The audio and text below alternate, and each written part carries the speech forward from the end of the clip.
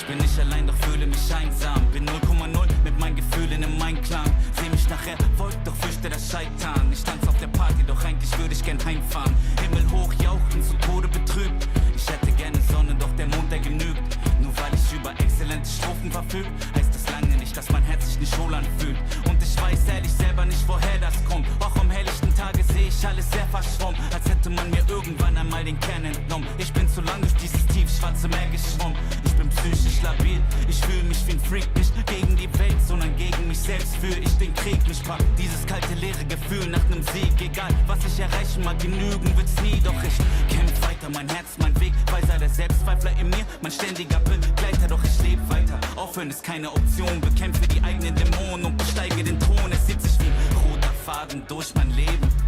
Große Taten, wenig reden, denn der Tod erwartet nämlich jeden. Muss der rohen Angst entgegentreten.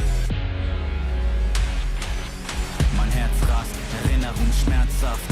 Doch was mich nicht killt, macht mich stärker. Spür die Kraft in meinem Innern, nenn es Kernkraft. Und die Kraft, die mich runterzieht, Schwerkraft.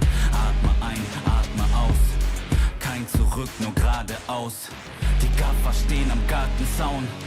Wann zerbricht sein Kartenhaus? Der Druck steigt, Lunge fragt, wo die Luft bleibt. Blut, Schweiß und Tränen schimmern leise im Moonlight. Brauch nicht mal eine Sekunde, nur einen Bruchteil. Glaub nicht an gut oder böse, wer ist schon schuldfrei?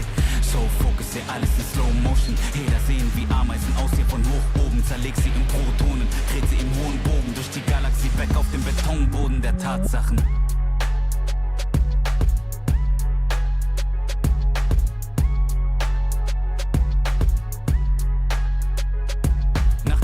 Glücksträne folgen die Rückschläge, weil so viele dich fallen sehen wollen wie Hyänen. Sie trauen sich nicht zu träumen, rauben dir deine Freude. Sie haben täglich ihr Leben vor Augen, wie sie's vergeuden. Doch nicht mal einen Tag würde ich tauschen mit diesen Leuten. Sie fühlen sich erbärmlicher, auch wenn sie es verleugnen. Lacht ruhig, ich hab einen Traum, der mir was bedeutet. Los Junge, schau mir in die Augen, siehst du sie leuchten? Bling bling, ich folg meinem Instinkt, so call me the Kingpin. Trag Gold in mir innen drin, dein Motto ist lose, lose, mein Motto ist win, win. Sie nappen mich, kleiner Versager, Trottel und Winzling. Während sie schliefen, hab ich weiter trainiert, schreib auf Papier alles, was im Inneren brodelt, keine Zeit zu verlieren. Bin schon einmal krepiert, weil das Leben dir die Sonnenseite zeigt und wieder irgendeine Scheiße passiert. Doch der Street Fighter in mir will weiter marschieren. Vielleicht werde ich mich hin und wieder auf der langen Reise verehren. Er hat dich keine Manieren, vielleicht sind sie schöner, größer, reicher, aber im Ich-Sein bietet mir keiner die Stirn. Und ich steh noch nicht am Ende, scheiß aus Männchen mit der Sense. Sag dem Cancel deine Pläne, wart nicht länger auf Geschenke. Ich steh kurz vor der Wende und sie heben erst die Hände für die lebende Legende. War der wortkarge Chorknabe, man nannt mich Laborratte. Habe nirgends dazugehört, Passagier ohne Bordkarte. Ich vertickte Mixtapes aus der Sporttasche. Klick, klick, Papier und Stift wurden zur Mordwaffe. In jeder Seele steckt ein König und ein Feigling. Du musst dich entscheiden, bist du heute Löwe oder Schweinchen. Werde ich mich von den Zwängen in mir lösen, bis ich frei bin? Oder hör ich auf die Chöre, die nur nörgeln, an mir zweifeln? Und ja, zu dem Erfolg dazu gehört natürlich Timing, aber wenn die Chance eintrifft, ja ich schwöre, dass ich bereit bin. Ich visualisiere, wie ich kill und attackiere, wie ich split und massakriere und ein Gröle wie ein Viking. Lass die Traumata jetzt los, sie verhöhnten mich als Kleinkind, doch ich löste mich. Ich bin ihnen nicht mehr böse, ich verzeih ihm. Nur im Battle bringe ich sie fürchterlich zum Weinen. Wie ein scharfes Katana spürst du, wie die Wörter in dich eindringen. Das ist eine Nachricht an mein früheres Ich. Die Zukunft macht dir große Angst, doch bitte fürchte dich nicht. Jedes ihrer Worte ist schlicht und ist eine Bürde für dich. Doch sei dir sicher, dass ihr Licht schon bald in Kürze erlischt. Und klar hab ich Angst, der Gedanke daran zu versagen verkrampft meinen ganzen Verstand. Darum warte ich nicht lang, denn ich wachse daran. Ich durchbrach diese Wand und ich starte den Kampf.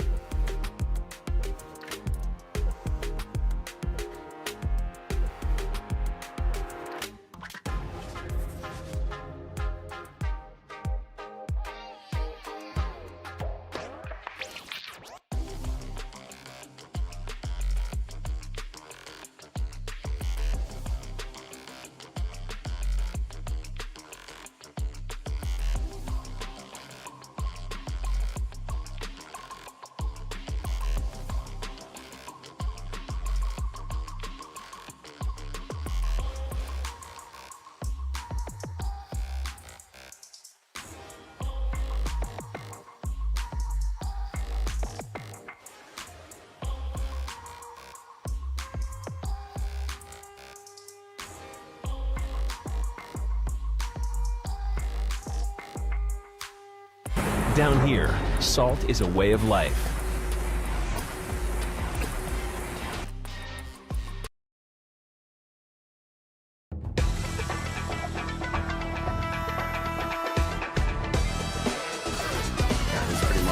Don't get hit moment.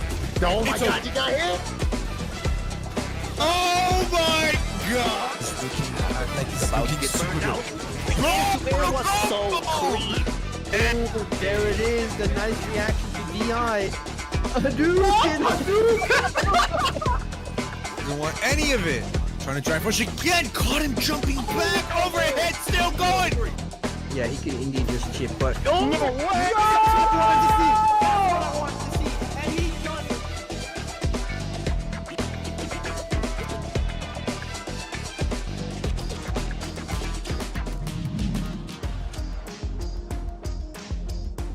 Ladies and gentlemen, we are live with World War Deutschland.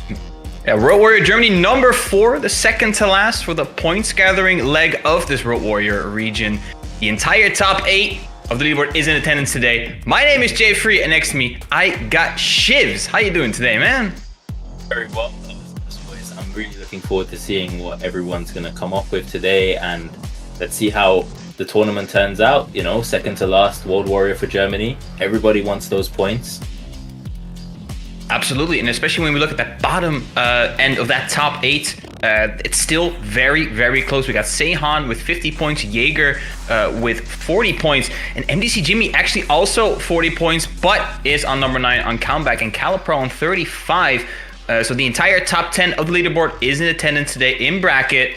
So there might be some chances that some people might get, we might get some swapped around, especially in that bottom half. But the top players are there as well, because we are still playing for those seeding positions. For those who don't know, the top 4 get winner side, the bottom 4 get loser side. You want to get ideally in that top 4 position. And Random and Yaninja, they're sitting pretty good. But Chico and Railgun, anything can happen. This, Shivs, this is what they're playing for, man.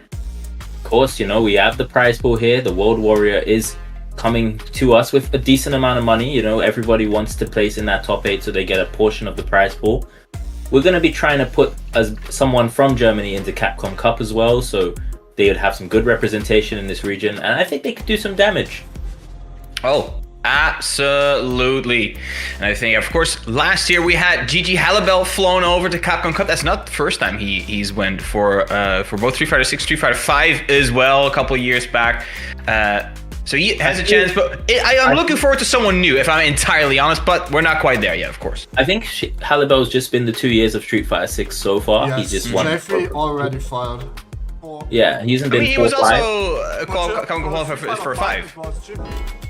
Yeah, in Street Fighter 5 with Jimmy. Halibel took some time off in Street Fighter 5. Don't think he quite clicked with that game and enjoyed it the way he does with 6. It's okay, it's all good, but for now, you know, we got Jimmy and Halibel as the 2 German qualifiers so far. So either we're looking for someone completely new, or we have more of the same. We were talking about it in the pre-show as well. Halibel has not won a World Warrior in this season so far. We're talking about it like, it feels like at one point, Halibel will just come out the woodwork swinging. You're fired again. He did. Oh, my bad. Anyway, it's been a long week. It's been a long day, of course. Last weekend we had UFA. Sadly, someone from Japan taking that. Sadly, the title not staying within Europe. A couple of Germans there in attendance as well. But looking at the bracket, as we said, the top 10 of the leaderboard for the points setting are in attendance because they know everything can switch up, especially with these last 2 tournaments. Even though with only your top 3 finishing position mattering when it comes to points, you want to get as many points as possible. We want to get the highest seeding as possible. So everyone it's still up for grabs.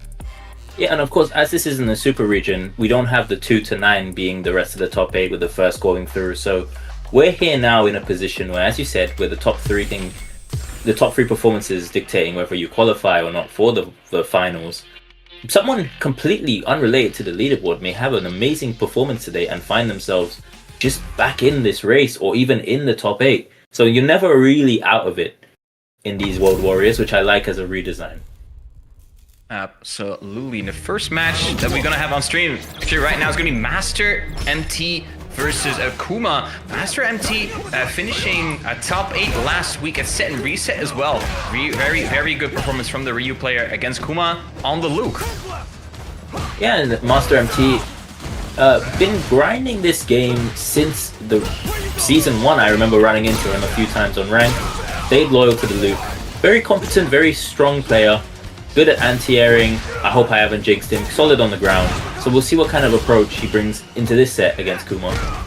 This is just a horrible situation. Behold, the drop kick coming out. You don't see that often. Maybe trying to pull out a wild card.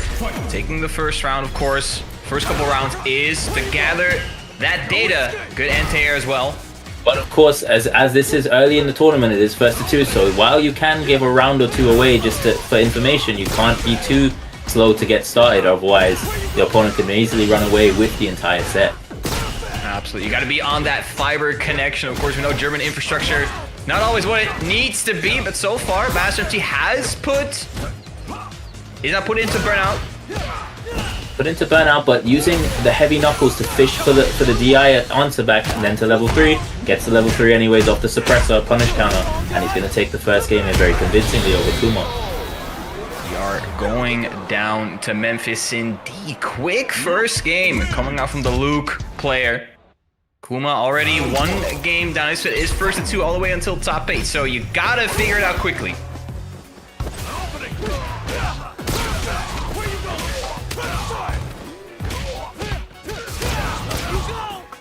Gets the EX knuckle there, not going for a follow-up, just choosing to take the Oki situation, and gets the meaty back heavy kick, just trying to stop him from moving completely. Is he going to get the level 1 cash out here for the round? Yes, he does. Master MT going on to set point here. There you go. Spend that cash if you can. Don't gamble on it. And Master MT is already on that set point. Not getting the cross cut there. And a good Jeff opportunity here now. removed, okay, so he sounds a little bit robotic. You need to I'm working on it, guys. You need to deal with Robo J3 today. I'm working on a solution, chat, but not today. I'm sorry, I have to deal with this for now. I jump in, okay. Kuma's now his turn to build up some pressure. Oh, walk forward Excuse GG, me? but not punished properly there. Could have easily taken the round there with a drive rush cancel. Hopefully doesn't live to regret that. Well, sitting on a bunch of bar. Oh, And just grab going rush. for the low.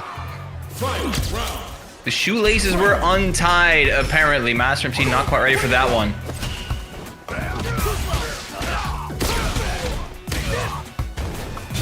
Taking him to the corner here. Answers back with the level 1 first wake up of the set.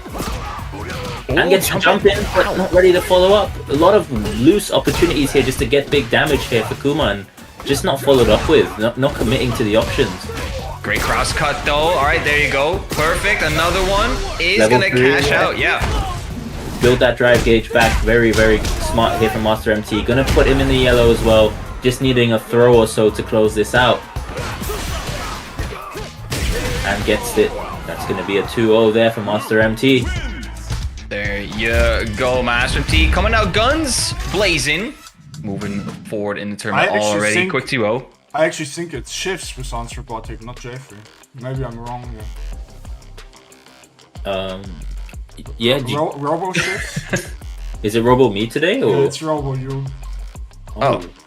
I don't know. I mean, I'm pretty echoey, so apologies for that. As stated before, I just moved in, so it's gonna be worked on in the future. Shifts Ooh, is actually, fine.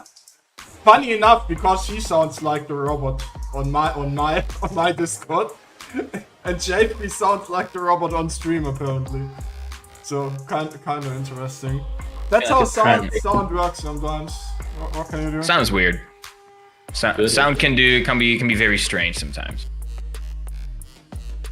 But sorry for that chat. Anyways, we had our first game. Up next, we're gonna get GG Halibel versus Merced. So Merced, if I'm correct, plays Ken.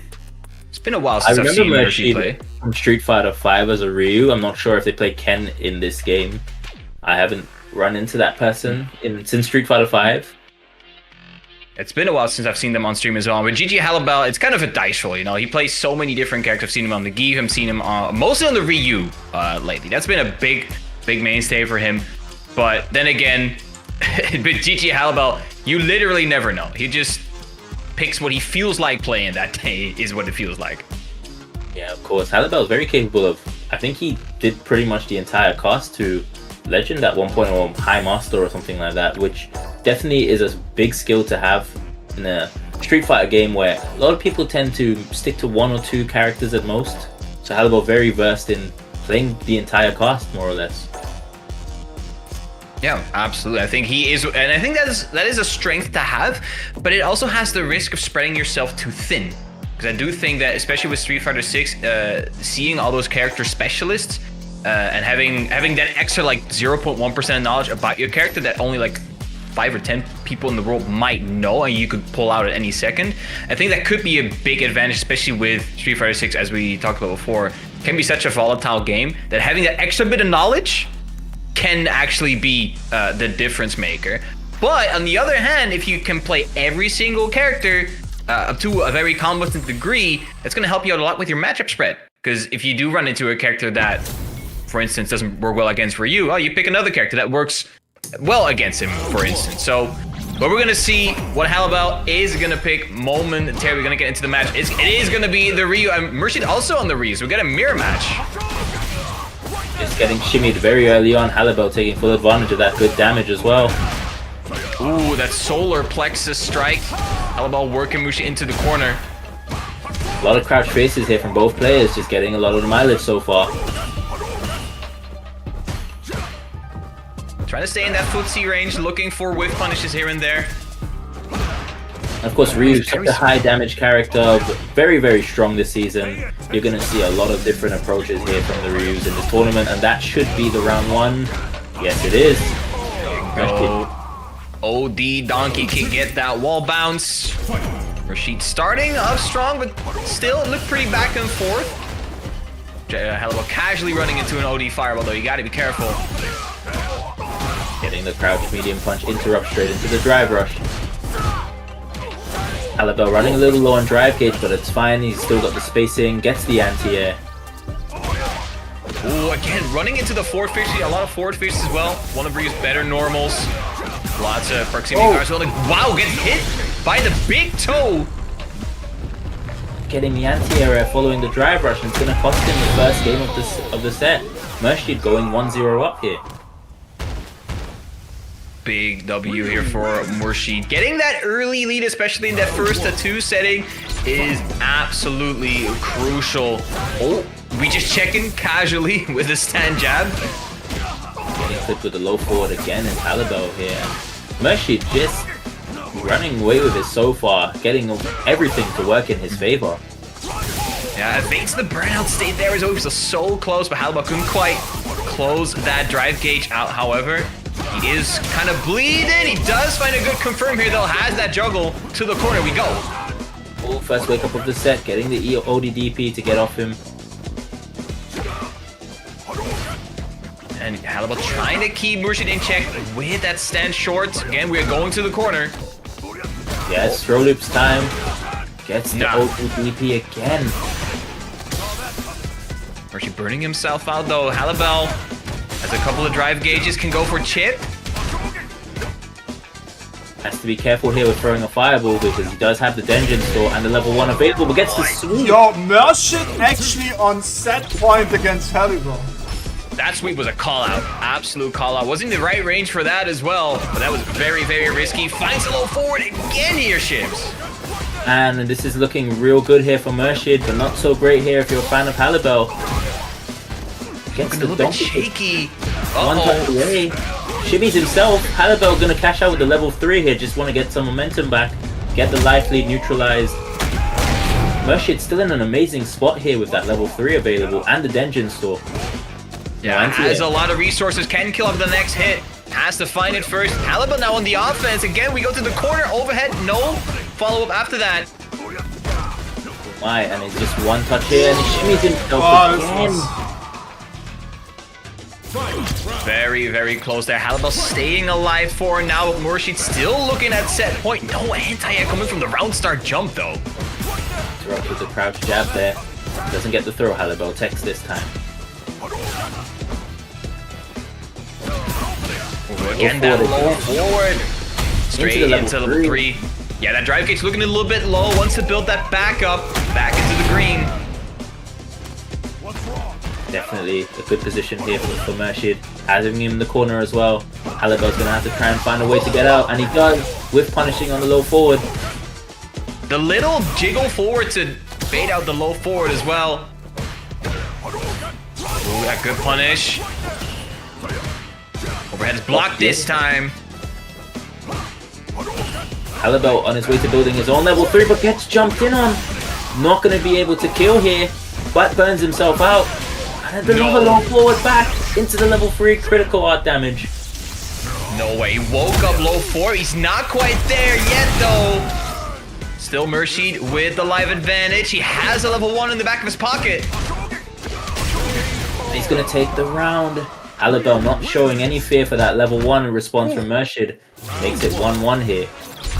Especially those interactions at the end where Halibel just went in. That is classic Halibel, throwing caution to the wind.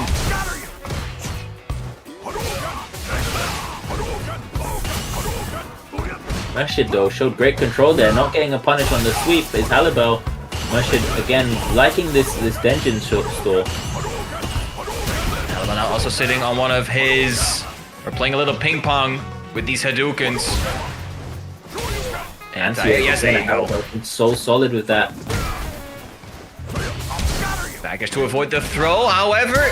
Oh my god.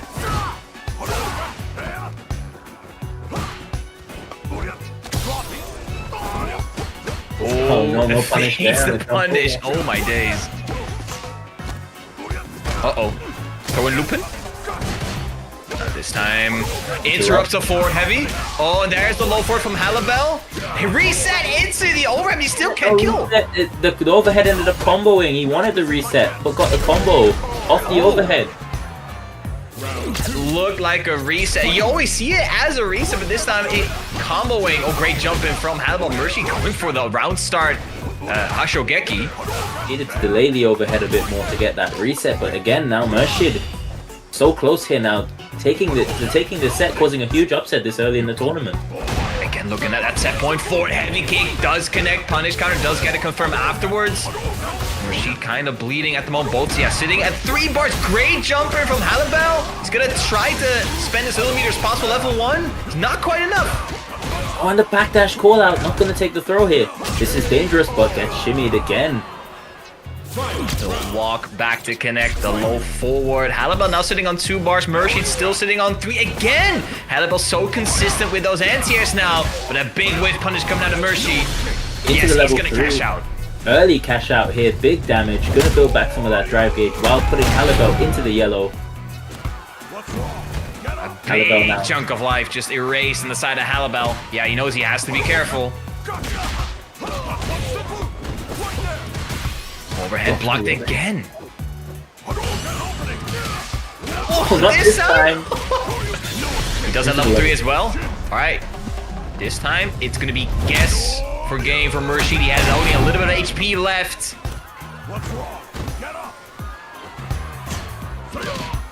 Overhead again. Halibel showing a little bit of that disrespect. Which is what Chico trying to do it again. He tried to do 2 times in a row. He needs 1 good hit. Merced burning himself out. Oh no, I don't know if that was the play here, Shivs, because there's the OD fireball. And that's going to seal the deal for Halibel on the brink of defeat. Claws himself back in. This was hard work for Halibel. That was hard work for Halibel. Wow. Good performance there from Merced. Very unfortunate to maybe needing some more composure in those situations. Awareness to not burn himself out in those situations. But good performance nonetheless. Halibel going to be advancing forward. Going to be taking a big sigh of relief after that one as well. Yeah, absolutely. Especially there at the end, I think, Merced is going a little bit too over antsy, burning himself out, especially with that little bit of HP left. Yeah, Halibel, definitely feels like a kind of a wake-up call for Halibel. Like, hey, I need to be on my A game for every single set, because players like Merced on the Ryu, as we said, Ryu's such a powerful character in the current state of the game, can kill you off of 2 or 3 hits even without super. You have to be incredibly careful, and Halibel noticed that instantly. Still in the winner's side, but I'm very excited to see how Merced does in the loser's side of the brackets. But Shivs, what do we have coming up in the future? I'm just having a look at this here, and I just realized we're off the tail end of the season. So Europe Northeast final event, October 4th, coming up in just 2 weeks, 5 p.m. Central Time, 4 p.m. in the British time. Make sure you sign up if you're in those eligible regions. Man, last leg of the season already? It feels like Capcom Cup was just like a couple months ago. And of course, a region close to my heart, October 5th, the final UK World Warrior. As the UK is a super region, this will decide who goes to Capcom Cup and who will also be in the playoffs for the regional finals as well. But following that, a week later, we have Europe West, which will be on the 18th of October. Make sure you sign up. Again, if you're in those eligible regions. Mayo region, looking forward to that one. Yeah, we saw yesterday Zerna taking it, and now he has max points for that region.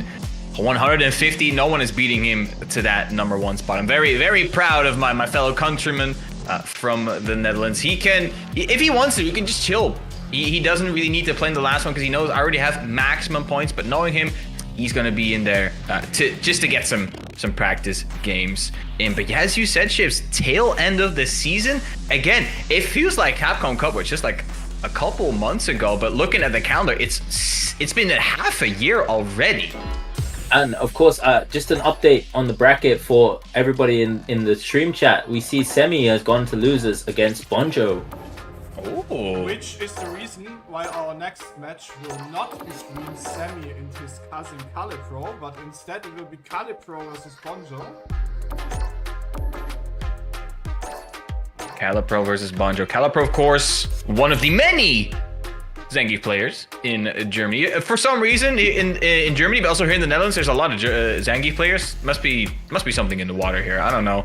I'm not one of them, but you know, Calipro, one of the top Zangief players. I think he got like 2nd or 3rd at like 2BCU Challenger League earlier this year. So very, very, very strong play. And it escapes my mind what character Bonjo plays again. Maybe you can help me out, Chief. Jamie player. Oh yeah, remember Bonjo's a player who made a pretty big performance a couple of weeks back. He's been really on the grind. He's like especially this year, from what I remember. Yep, and this is very important for the leaderboard as well, because looking at it right now, Bonjo is currently 29th with 9 points across the top 3 placements, and Calipro is 10th with 35 points across his top 3 placements. So Bonjo, big opportunity here again to put himself back in the fight for top 8 with a winner's top 16 placement. Calipro definitely going to be trying to move into that top 8. So we're going to see how this goes here. A big upset here for Bonjo with an beating Semi. So that, you know, momentum on his side to try and push forward here. Yeah, Semi also pretty settled here in this top 8. Only in the losers on the bottom side of that top 8. But his spot seems relatively secure, but anything can still happen, of course. But yeah, Calipro, he wants those points. He needs those points if he wants to make an entrance in that top 8. So he needs to be careful against Bonjo here. But as we said before, every single player here needs to bring their A game. There are no easy games in these tournaments. And as we said, we're going to get Zangief versus Jamie. And taking a drink straight away here, wanting access to that dive kick is Bonjo, and they're straight away going for the dive kick. Also, winner of this will get into top 16 already. We're moving pretty steadily through this tournament. Nice anti-air. Got the fundamentals on deck, and no way, Calipro, you cannot enter this airspace. You have not cleared for takeoff. Now, 4 drinks here. Bonjo in a very good spot with this life lead, having access to the dive kick, the command grab, but a big whip on the DP. And the life lead just melted away. 1 SPD. Oh my word. And this is, look at what happened. This was been 10 seconds. You blinked twice. Your lead has been evaporated, and that is how you need to play against Zangief. You need to be so incredibly careful. If you whiff, if you put out an unsafe button, you will get scooped, and Bonjo just noticed that. Calipro here just going on an aggressive start, trying to just unsettle Bonjo, and it's working out for the most part, but in the corner once again, a repeat of last round. Horse knocked down. Oh, again! Scooped! Gets the DP to work this time. Okay, Bonjo not scared after getting the first DP blocked in the first round. Overhead, parry, okay.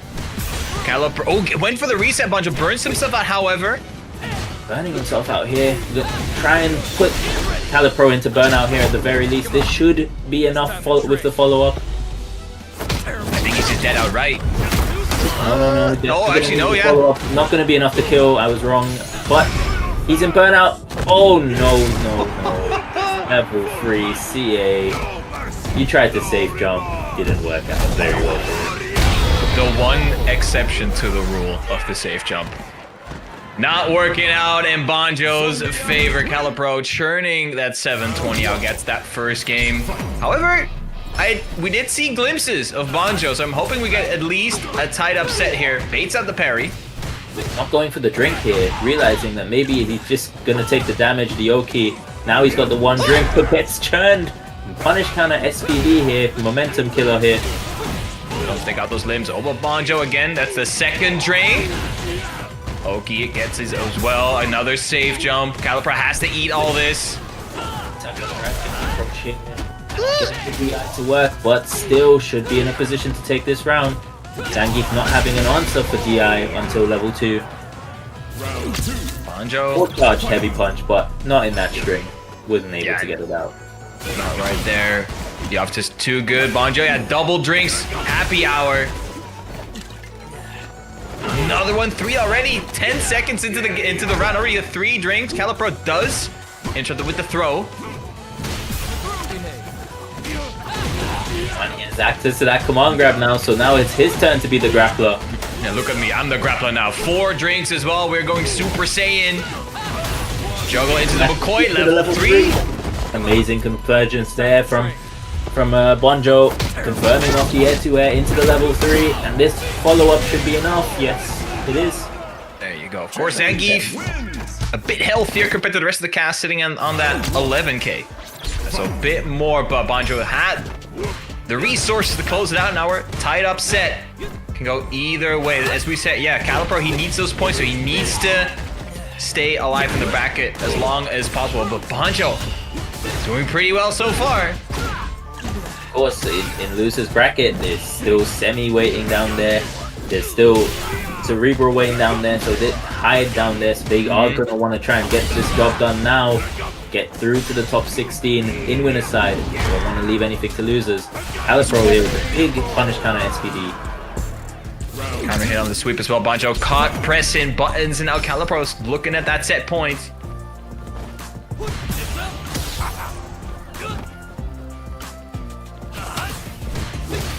Not close enough to whip punish. That the Bokoi is being part of the sweep, rather. My bad. Oh, and the neutral jump. Tempted to anti-air there with the DP, but didn't have the range. Out stab. Lariat. Calipro is low on drive gauge. Oh, he gets scooped again. Punish counter SPD hurts. Alright. 4 drinks. Install. Yep, and the drive gauge replenishing at a good rate here. Calipro keeping calm. No, he tried to press a button. Crucial tech in the corner right there. Oh yeah, you gotta guess a little bit. Level 2 almost running out here though. Gonna go back to 0 drinks or 1. Nope, he's going back here. Gets the shimmy with a neutral jump. Is this gonna be enough to kill? Level 1, yes it is. Dancing on the bodies. Bonjo also not putting himself on set points. We're final round here between these two shivs. Very expensive round there, having to spend left 3 super meters there to get the job done. Calipro still with a big meter advantage here. Gets Oh, the what pressure, was that gets trick? through. I respect going for the risk, but yeah, Calipro recognizing that straight, going for the jump in. Level 3 here as well. He does lose his biggest reversal opportunity against Bonjo. Bonjo here has to be very careful, only having 3 gauges of drive, so any DP here is going to put him alarmingly close to burnout. And that should be it for the set. Goes for the EX dash punch, and Calipro jumped over it, punish counted. That's the set. Tried to palm a little bit too hard. Calipro finding him with the jump in. The big belly flop, putting himself at the winner's side top 16. It's been a while since we've seen Calipro in the winner's side top 16, I feel. You know what though, big moments here, needing... This is the cool thing about the World Warrior, again, it takes your top 3 performances for regional finals. Calipro just needing today to be his day. He'll be waiting for, I believe, Chico, Streets, or Ace God Shingo in winners top 16. Ooh, Streets versus Ace God Shingo. That's going to be a close one, I feel. And then Chico versus the winner of that might also be a little bit closer than we are usually used to. But we'll get to that shortly, because on stream next, we're going to get Jan Angel, winner of the last time for World Warrior Germany against MTSys, one of the MDZ crew.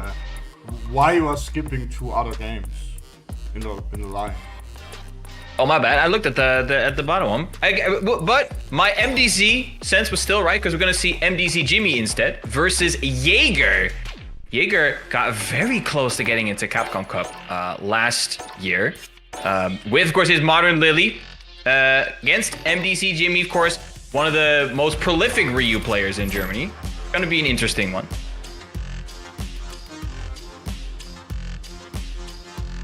Yeah, of course, we're going to see a good performance here from both of these guys, needing the points, both Jimmy and Jerger.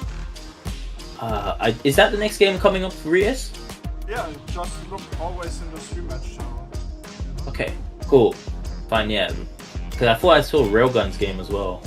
Yeah, it's going to be after that. So I was a little bit too antsy. Okay. Yeah. Threw me off a bit there as well. That's all right though. We go on. He's excited to see these games. We synced up. We synced up. Yeah. I hear it. Everyone's excited here for these games. We got a little bit of a time zone difference. We got to sync up a little bit sometimes. It's all right. Anyway, in the background, as always, we have the match Reno going. You have been, y'all chat, you've been very good with the code so far. 23 still remaining. So keep going with claiming those codes. We're going to get into the game. Once again, Jimmy versus Jerger. And if we with Jerger, you never really know what you're going to see with him. I think he's one of the players who's so hard to get a read on, because sometimes he will just lose outright, but other times you have like no idea how you're gonna deal with him. Really, one of our more explosive players in the entire EU region. You never know. Very unpredictable player. But Jimmy as well. Jimmy's been a grinder of Street Fighter since Street Fighter 4. A big time streamer and everything, content creator. He's a player who likes to take those big risks too. So we'll see. Absolutely. If you've seen his shorts on YouTube, some of the comebacks have been absolutely insane. But again, Jerger, he finds the empty jump into the SPD, takes that first round. Round 2. Fight. Of course, and you know what? Lily, not one of the traditional characters that people talk about in this game. She's not on the higher end of most people's lists, but a character very capable of doing damage with the right pilot. Jerger trying to show that he is that right pilot right now. Overhead again. Jimmy finding a couple of counter hits.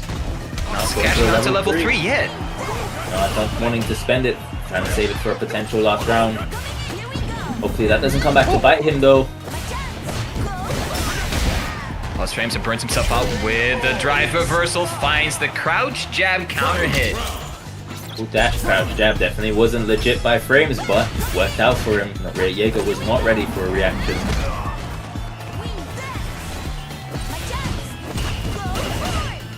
Again, plus frames. Yeah, Jimmy choosing to respect it this time. Jump in, empty throw. All right, keeping him in the corner. Wake up, level 3. Spent all the first game on that level 3, and this might work out in his favor. Jerger close to burnout now, 2 bars available. Jimmy still needing to climb a little bit here, but level 3 gonna be good damage here for Jerger. I think he's dead. Yeah, he is. Oh, actually, he's dead. I thought it was not going to kill, but yeah, very little scaling. Even with the damage reduction from the modern application, it's still being enough. Jerger taking that first game. Jimmy getting Big punish counter. good starts here though. Very capable of bringing this entire set back. We saw it earlier with Halibel. It looked like he was going to drop to losers. Made the full comeback. Counter hit, so no crumple state. Luckily there for Jimmy. Yeah, OD straight through the 5-ball. Wake up DP to close out the round. Jimmy showing that he's not afraid to keep taking these risks. And you have to be against a character like Lily, or else she can overwhelm you. Absolutely she can. Wind gang, alright, we stocking up. Jimmy just not blocking. We didn't see the counter hit Not either. trying to take the SPD. Trying to just avoid that at all costs. Lee again, wind stock. Empty low is blocked. Jimmy spending some drive gates to create some distance. Low forward, okay. Going back to neutral. Gets the crouch light kick attempt here from Jerger. Going for the EX Condor dive, but Jimmy was too far out of range. Ooh, Jerger swinging a lot. Finds the round there. Now on set point. Yeah, match point here for Jerger to take the set over Jimmy. I believe this would put Jerger into top 16 winners as well. This winner of this goes on to face Random. Oh, Big execution no. error here from Jimmy as well. Big whiff right there. Reset. What is going on here, Shivs? Oh my days, Jerger. A lot of spaghetti here, but Jimmy should be able to take this first game here. Level 3, yep, not messing about, Jimmy. Leveling it up after a little bit of spaghetti from both players. Probably just a little bit of nerves coming through. Fine, you still have one more game. Just take a breath, recompose, and go again. I wanna propose that if there's German players and there's spaghetti, we call it Spätzle instead. So we can keep it more local. I don't know if I'm gonna be able to say that, bro. We had Italy. We had that yesterday. Oh, DI is of course broken with the counter spire. Jerger again prioritizing those win stocks. He wants those plus frames.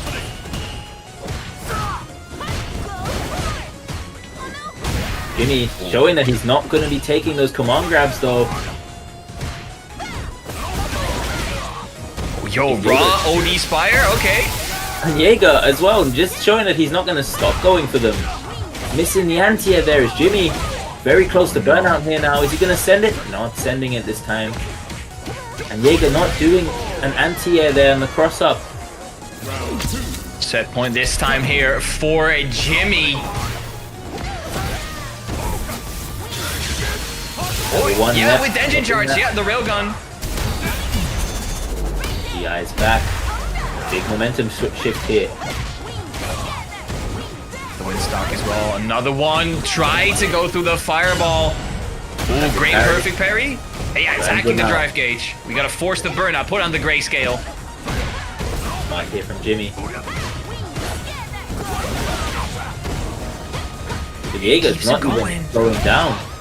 He has level 3 in his back pocket as well. Ooh, back heavy punch. Oh, into the SPD, and that's gonna take the round. Heavy SPD. Final game, final round.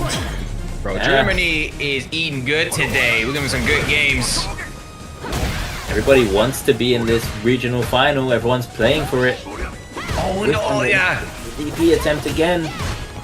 Or yeah, Lily a little bit. It's hard to cross-cut effectively with Lily. You know, this match points-wise is pretty crazy because they are currently both sharing 8th place with 40 points. That's true. Yeah, that's right. This Wow. could have huge implications for the standings. You're right. Wow, Jimmy going absolutely heavy. Wants to burn out Jerger. Great anti-air though. Uh-oh. Level 3 is going to put him in burnout here. Jimmy went a little bit too hard there. Now in a really bad position here. No level 3 available. Is Jerger going to try to drive impact him? No, not needing to. Gonna just be able to get the chip. Not even needing the chip. Just going for the cross-up. Jimmy looking for the anti-air with the crouch fierce, but the hitbox not quite doing its job, and Jerger taking that over Jimmy, moving forward into top 16. Our top 16 is being filled up pretty quickly. Already got Random, we got Dawed, we got Seahan. That's honestly, that's my boy back from the DBFC days.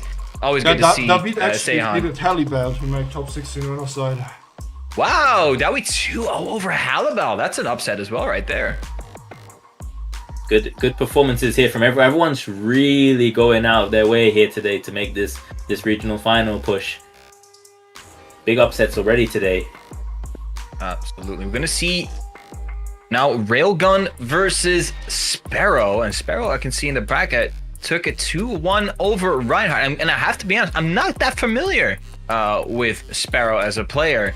But him, if you take a 2-1 over Reinhardt, even though, I mean, we don't have peak Reinhardt nowadays, but still, Reinhardt still no slouch in tournaments, and now has to fight Railgun. Railgun's still on the Cammy, I believe, and from what I saw on StarGG, Sparrow rocking the Kimberly. Yeah, Kimberly, character that's very, very scary to fight, especially in the first to two format. You don't know what kind of strategy the Kimberly player is going to come with here, and just taking it over Reinhardt. I don't know if Railgun's going to be a little bit more familiar with Sparrow and their tendencies, but this is going to be an interesting set either way. Absolutely. I think every single set we've seen so far has been right down to the wire. 2-2s, all 2-1s all the way so far. As we said, Germany always comes out swinging. This has, especially for the last couple seasons, has been one of the most entertaining regions that I've had the pleasure to both spectate and commentate these last few years. That Germany don't miss. Yeah, you guys out here in Germany be really wanting to show just how strong the region is, and you know what, they've been doing a good job so far this season. Semi also still moving forward in the bracket. Got a 2 over Arceus, 2 over Cerebral as well. So Semi still very much moving forward in his pool. Other than that, yeah, Halibel still in losers.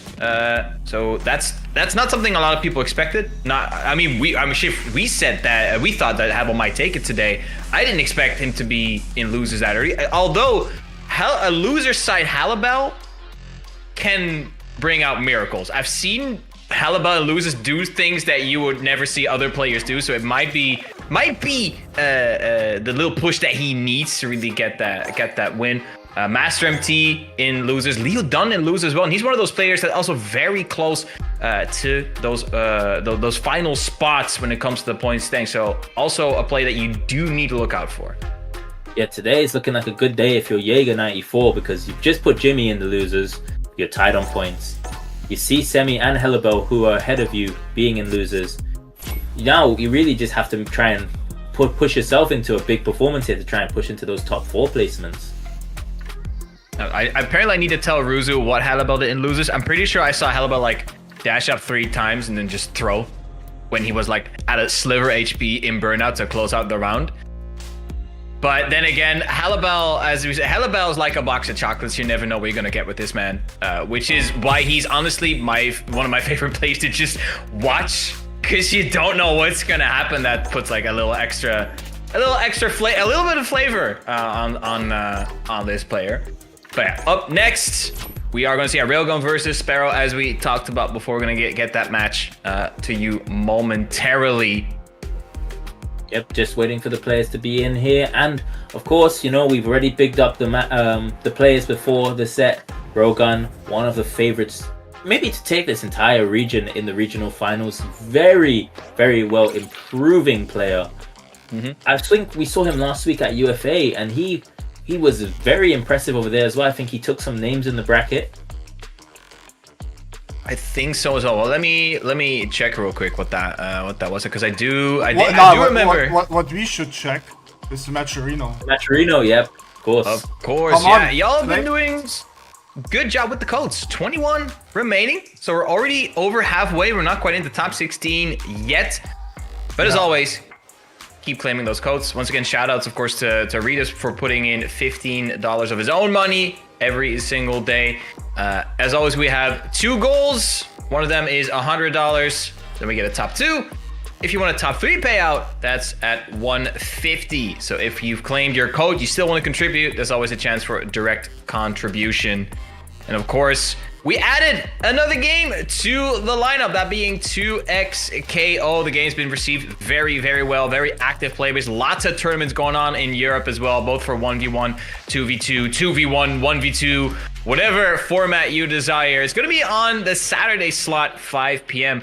I do believe we start next week on Saturday. Next week, yeah. And Sunday, Street Fighter 6 as always. Oh. Yep, of course. And you know what? I want to give a shout out to Rias, who could have used a Saturday evening to rest up, charge up, but decided to put another game on for you guys to be entertained with, running a different tournament. So, you know what? We have to appreciate the work Rias puts in for the community once again. And I'm old now, okay? I got 43 days ago. So, yep, Damn. chat, can we also wish Rias a happy belated birthday as well? 40 years young. Young. 40 summers. We all get there somewhere. Yeah, extra games, extra better, but now it's time for Street Fighter, and was what we were expecting. Cammy versus the Kimberly, and Sparrow going out swinging. Yep, round start drive rush. Look. You know, he's just straight away getting in there. Setting the pace, of course. Nothing less than I expected from both of these characters. Go very rush down focus, and they want to be in each other's faces. Wow. And you know what? As the Cammy player in this, you are going to have to use your EXDP just to keep the Kimberly player a little bit honest on their offensive approach, just to show them you're not scared to take that risk. Absolutely. Kimberly not having that option without super resources. So far, Railgun looking a little bit of a life lead. However, the DI is not blocked. Sadly, no wall split, but Sparrow, this is his turn for offense now. There's the can. Attack on drive gauge here. Railgun getting the parry just to get some back. Goes for an unsafe slide here. I mean, Sparrow currently on 20th place, but in theory also still has a chance if he has like 2 very good results in the 2 last, events. Yeah, if he wins, that's big 50 points. He's instantly in that top 8 conversation. But however, Railgun, as you saw right there, great patience, and now it's his turn again for that offense. Is what we know. Cammy for waking up with low forward. He just sent it, and it worked out. Counter hit there. Slide unsafe again. Railgun wasn't sure, didn't commit to the full combo, but this should be enough. Level 3, yep. Railgun going to take this first game very convincingly. We got the level 3, the Delta Vet Assault, gonna close out that first game. Even though it's both rounds on the side of Railgun, that second round a little bit more lopsided, but the first round, that was a sight to behold. Very much evenly matched so far, so I hope we see a bit more coming out of Sparrow. Empty run into throw.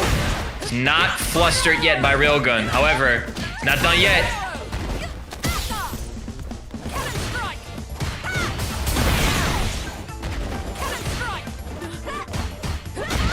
Yep, and we see it here once again. Sparrow just getting Railgun into this corner now, gonna set up the cans. Not even deciding to set up the cans, just happy to take the run stop. Oh, again! A big fierce. Railgun jumping out of the corner. Oh, he finds the counter as well, but no confirm after that. We're chilling. No, but not long enough. The stamp medium kick. Ooh. Oh, drops there, but that's fine. It still takes the round. Round 2. Fight.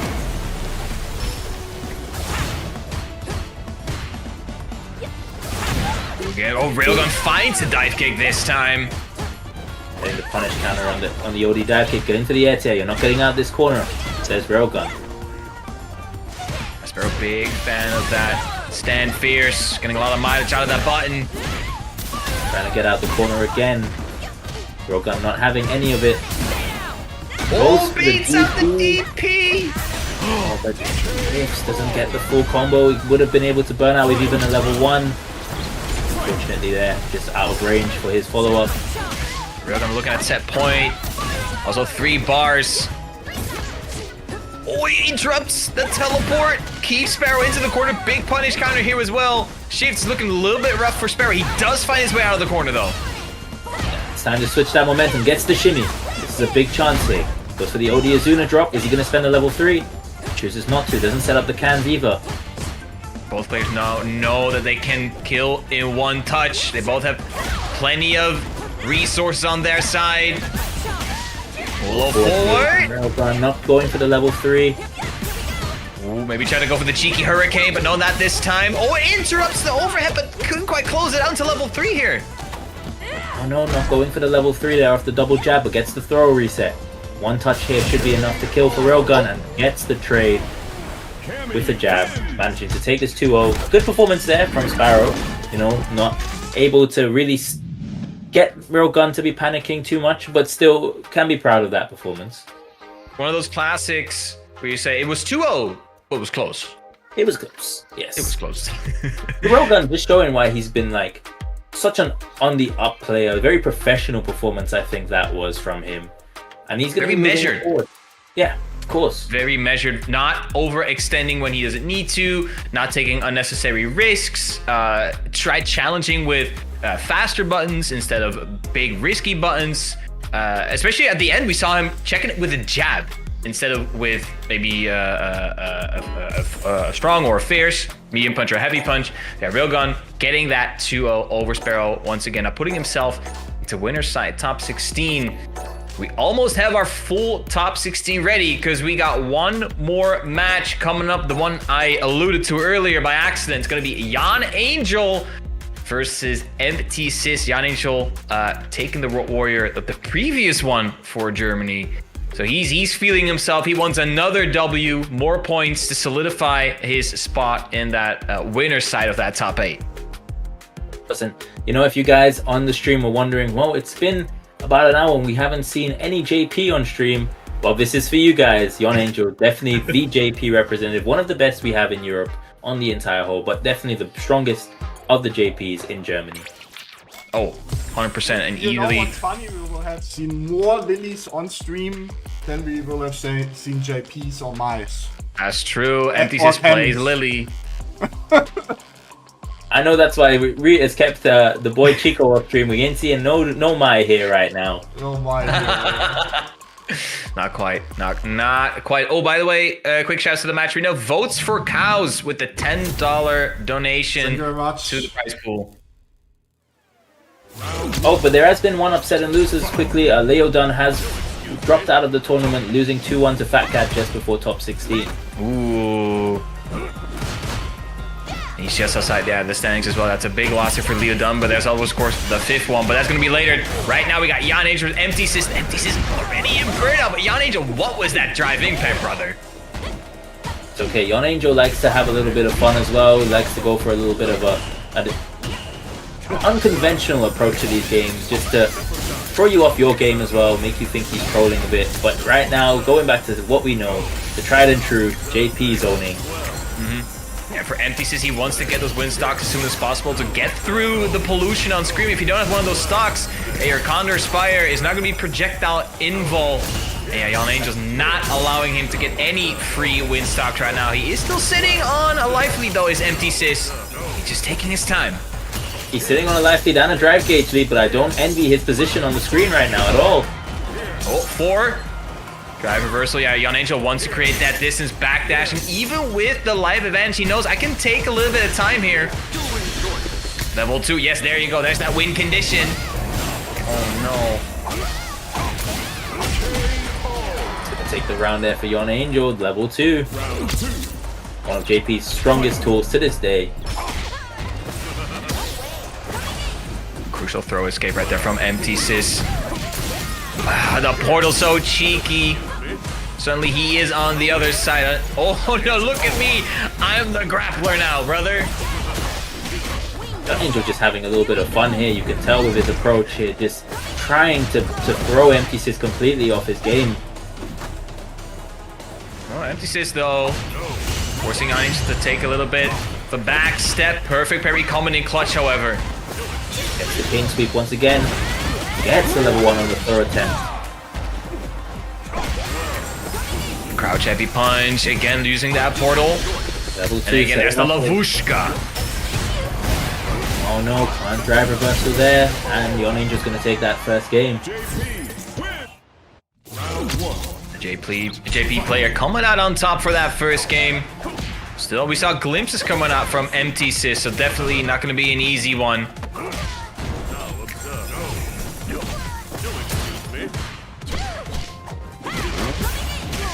I'll press in, but MDZ not really getting the opportunity here, MDZ, to stock up either, and now in burnout, so not going to really be able to threaten Yon Angel to get in here. Going to have to survive all this chip damage. Building back that burnout gauge, but at what cost? And he does get the drive gauge back. He needs to get through this Ikaruga bullet hell. Gets the drive rush throw again. Yon Angel's just been so good at dictating where everything on the screen happens, controlling the pace completely in this set. Crouch Fear's anti-air puts him on set point. Yeah, set point here for Yon Angel, looking yes again so calm and measured as you need to be with JP. You don't need to overextend when you don't have to. Oh yeah, delayed it with the counter dive.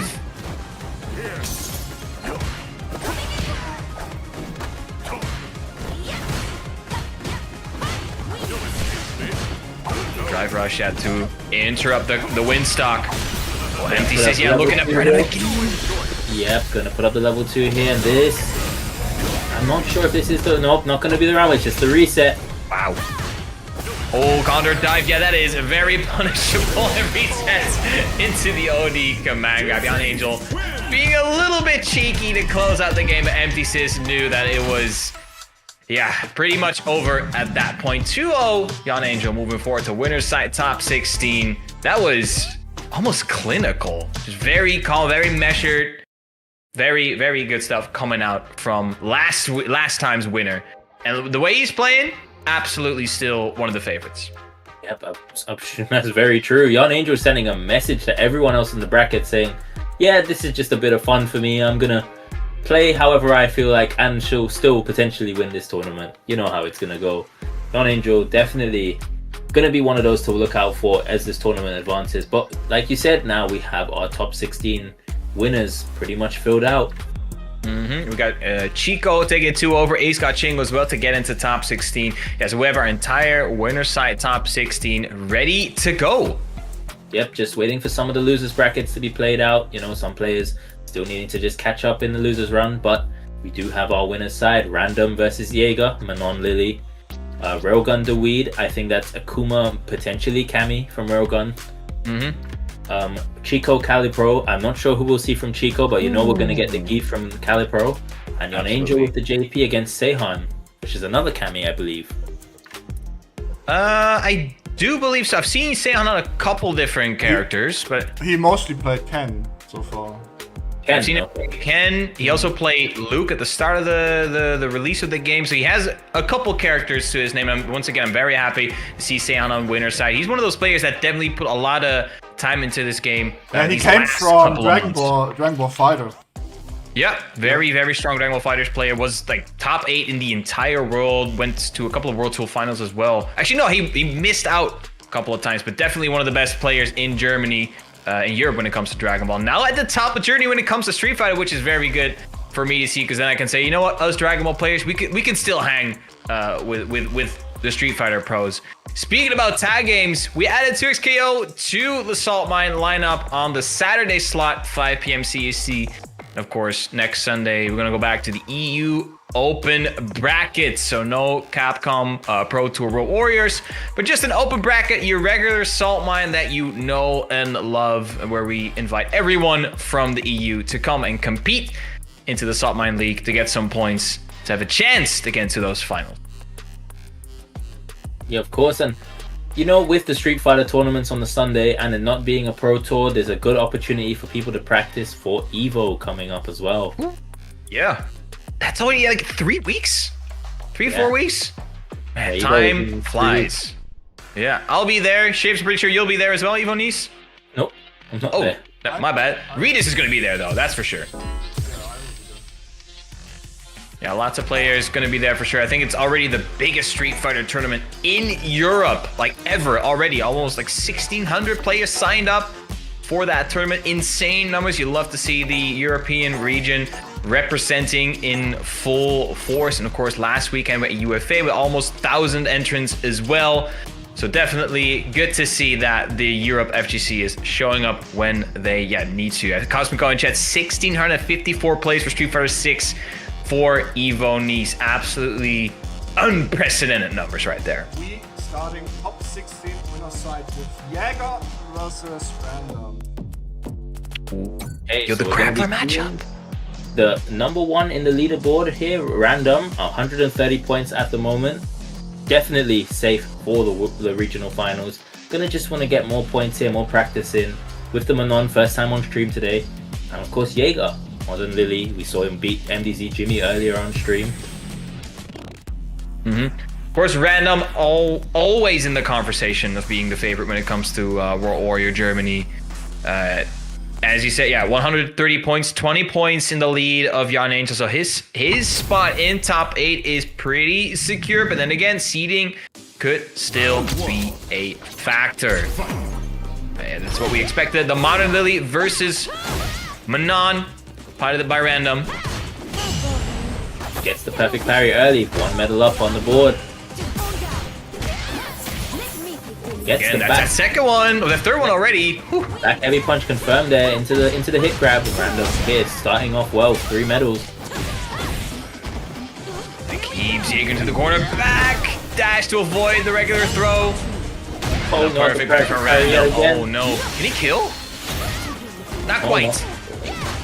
Tried to get the command grab in for the 4th medal, but Jerger interrupted and walked forward into the overhead. Round 2. Fight. Random taking that first round. 3 medals already, so pretty decent start. Drive, rushes, block. That's a free command throw for Jerger. The stock, but using the stock instantly and getting punished, kind of bad spacing on it, and that's going to be 4 medals now for Random. Reset into the throw there for Random. Those throws are going to hurt a lot more now as well. Jerger has to be careful, but he finds the drive rush confirm.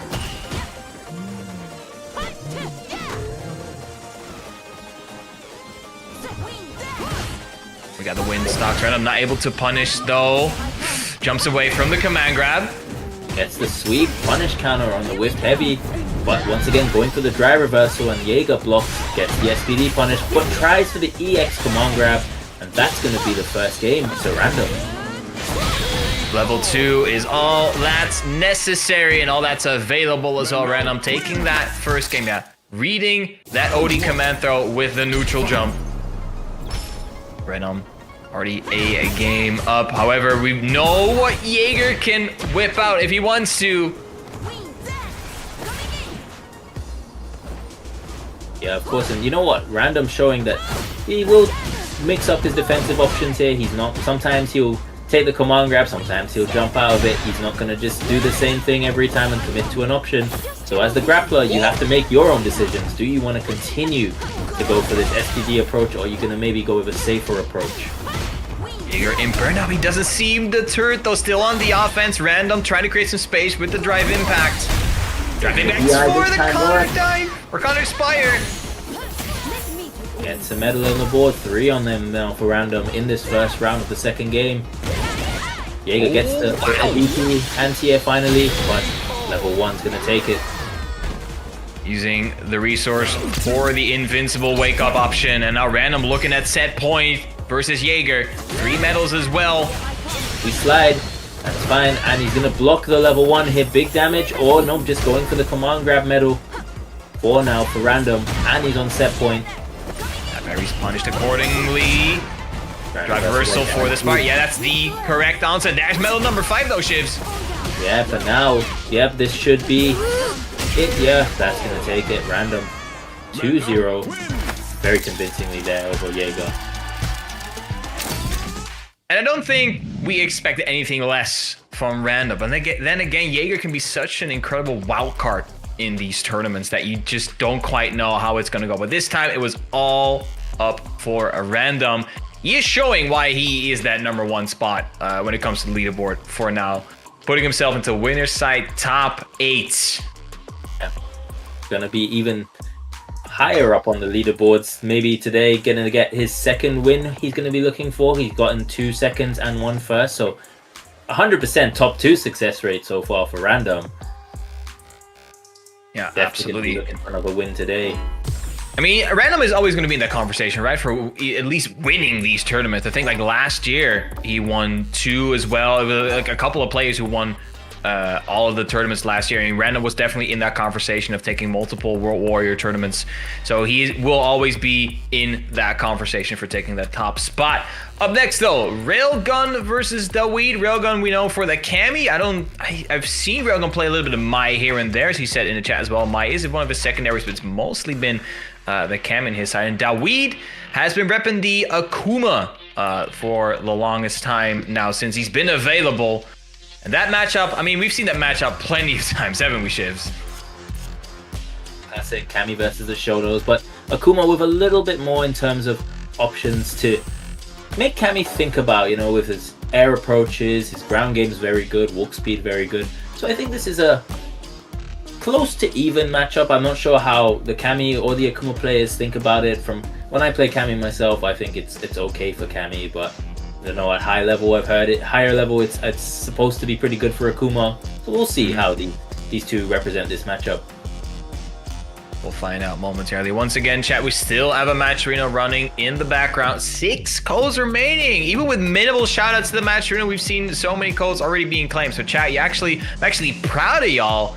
That doesn't happen often. Most of the times I have to like really wrangle chat into claiming the codes, but with Saltmine, for some reason y'all always do a pretty good job. And you know how it goes. If we get to 100 USD, we get a top 2 payout. If we get to 150, we get top 3. So if you do have some money in your PayPal account or you want to support the players, this is one of the ways to do it. Once again, shouts to Votes for Cows for donating 10 USD. And as always, Ria's putting 15 USD off of his own money into the match arena pool every single day. But ideally, we want to get to at least to a top 2 payout so we get more money to more people. Yep, make sure we support the players, guys. It's Sunday evening. You know, they really want to put on a show for us. So let's try and get them paid as well, you know? Yeah, they got that prime time spot Sunday, 5 p.m., 6 p.m. by now. But we're going to be here for a couple more hours as well. It's going to do these next top 16 matches and all of top 8 still coming at you. So still plenty of games to come. And as we said, Railgun versus Dawed is the one that's going to come up shortly, as we alluded to before. We're in the process of getting the players into the lobby. The other matches, though, in top 16 is going to be Young Angel versus Seahan and Chico versus Calipro. And especially that last one. I have a feeling that last one, Chico versus Calipro, that's one of those games where you really gonna watch, because the way Chico plays, he's been playing a lot of Sagat lately, and Calipro, of course, with the Bison. I feel like Bison always has kind of a rough time against Sagat, historically speaking. Of course, Sagat really wants to keep you out with his fireballs, long limbs. But in Street Fighter 6, you never know what's gonna happen, you know, with these system mechanics. Every single character in Street Fighter 5, that matchup was miserable for Sagat. Like, Bison just if you saw Sagat as a Bison player and you were just like, okay, next. It was real bad. I skipped Street Fighter 5, so I don't have a lot of knowledge when it comes to that game, and it's showing. There you go. Railgun, Dawed, Cammy versus Akuma, the matchup we expected. Railgun instantly going for that rush down approach. Already has Dawed into the corner. Another throw here, Shivs. Dawed, one of the more slow pace, likes to play neutral style of Akuma. So Railgun taking a more aggressive approach here, trying to throw Dawed off of his comfort zone. Just standing at those ranges where buttons can whiff now and just whiff punishing. Railgun's so good at his spacing. Okay. Dawed finds his opening though. Builds back his drive gauge, still very much doable. The amount of damage that Akuma can dish out. ODDP! That was very risky. Doing the DPOS here on the drive rush cancel just to show Railgun does not get away with stealing frames here.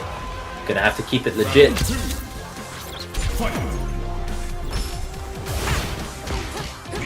Oh, tried to press after the dive kick. And Shimmy, big damage there.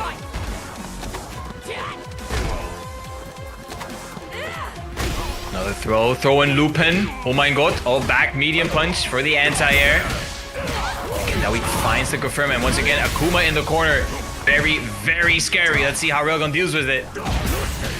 Gets the low forward. Is he gonna spend the level 3 here? Nope. Went for the demon fake out.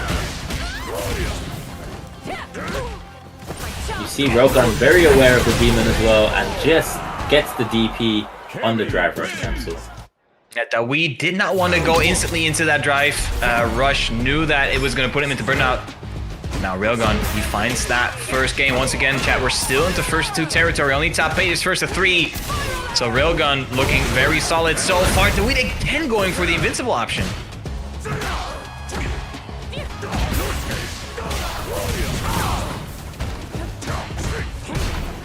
Dawed trying to get some of this momentum back here, but Railgun gets the raw drive rush heavy punch to connect into the level 1 to burn the drive gauge even more. Dawed's going to have to make something happen here. Oh, big fierce though. There's the OD dive kick, punishing the crouch medium punch. And there, Railgun already looking at set point. Fortunate there for Dawed, getting clipped by the OD dive kick, but now going to have to make this happen now or never. That's a good confirm. Just again here, Railgun being very patient, not overextending. Low 4 again. Wow, Railgun just walking into Dawed's limbs right here. Does reset himself a little bit, finds the confirm here. Goes to the fake out, trying to bait out a DP. Backdash. The back throw. Not ready this time is Railgun for the DP on the drive rush cancel. Both very low the drive gauge. Dawed and burnout. Great anti-air on the dive kick. Forces burnout, but Railgun, he challenges. No level 3 shift fighting here. Doesn't even need to spend the bar. Now Railgun 2-0 over Dawed, and once again shifts. Railgun looking so calm, collected, measured, not taking any unnecessary risk. The way Railgun has been playing today, it might just be his day, man. Yep, missed that level 3 there, and it ended up turning out to be a little reset with the overhead. The hooligan overhead worked out for him there. Managed to take the set 2-0 going into that top 8 winners. And he's going to be facing off against Random. So one of the sets we're used to seeing here in World Warrior Germany, Railgun versus Random. We're going to see another set between the two in top 8 winners. And of course, like you said earlier, it will be first to 3. Yeah, and Railgun, I just checked the bracket, has not dropped a single game so far entering top 8. So once again, Railgun looking absolutely on fire. Would not be the guy, would not want to be the guy who's gonna fight him. Up next though, Jan Angel versus Seahan. Probably gonna be Ken versus JP. Of course, Jan Angel has whipped out a couple different characters, has whipped out the Bison, especially when he feels kind of lost with the JP. We see his Bison make an appearance from time to time, but most of the time is going to be the JP, and as before, Seahan probably going to be on that Ken Masters.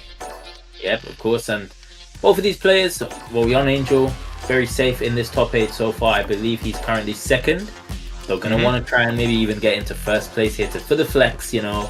Seahan, 7th place, would definitely like to get into winners top 8 and cement himself, maybe potentially break into that top 4 for the region.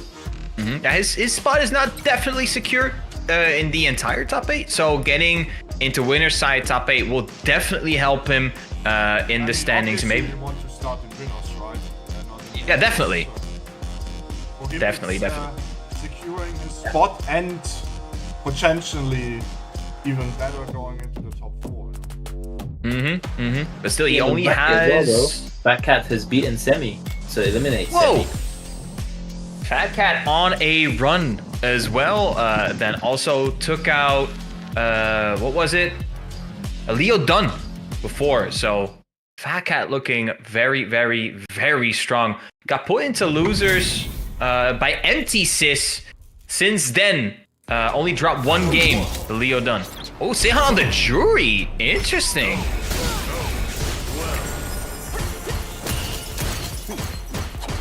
don't think I've seen Seahan on the Jerger before, but Jerger, of course, a very consistent, stable character when it comes to the state of Street Fighter 6. Has not seen many changes these last few years. And to me, Jerger's always has been just a good character. She's not overly aggressive, but always a very stable factor, it feels.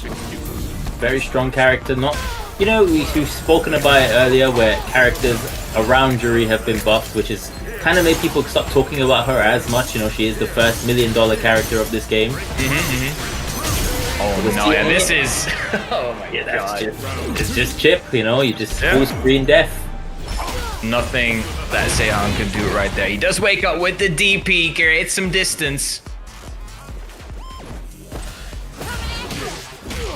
Gets the drive rush medium punch there. Yon Angel dashing into that one. Now Seahan on the upper hand, looking at a good life lead as well. Oh, the amnesia.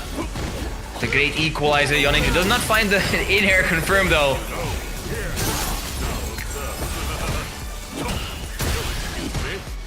Hits the drive rush overhead block twice. It's still, you know, he's still in a good position. So plus. Back in the day when Seahan played Dragon Ball Hit, one of his best aspects was his defense, and that is carrying forward here in Street Fighter 6. His blocks are absolutely insane, but you cannot block forever. Yon Angel opens up Seahan, gets that first game. Gonna be taking that first game here very convincingly, and Seahan probably gonna look at a character switch here. Taking a breather as well. Cammy! Couple of different characters, alright. Good pick here as well. Cammy, one of the better picks into the JP. You know, she is one of those characters that makes him have to guess on the anti-airs, you know, good approaches, good. She has the spin knuckle to go through some of the projectiles. So, yeah, a good pick here, I think, for Seahan. Let's see. Mortal's still there, has to respect the spike coming out. Great jump in. Towards the corner we go. Yeah, now Yon Angel on the receiving end of the pressure. No anti on the jump in this time. Maybe he's too scared of the dive kick. Yep, we're seeing the aggression come out here now already from Seahan. And yep, you have to be so cautious about whether or not to anti-air Cammy, which is a big thing because it lets the Cammy player sort of dictate the pace when it comes to the air game. Absolutely, again, respecting the spike, preemptively parrying. Oh my days, what it ends it to. The dive kick, and wow, Yon Angel's movement right there, absolutely insane. Because Seahan already on the back foot. There's the DP with the neutral jump coming out from Yon Angel. The reads have been on point here in this last round, Chips. Overwhelming him with all of the different options JP has. And we just see in that crouch medium punch, just whiffing. Just with buttons until one of them hits, right? Exactly, yeah. Just keep it swinging. Oh my goodness. Yon Angel just keeping Seahan in check, looking a little bit lost.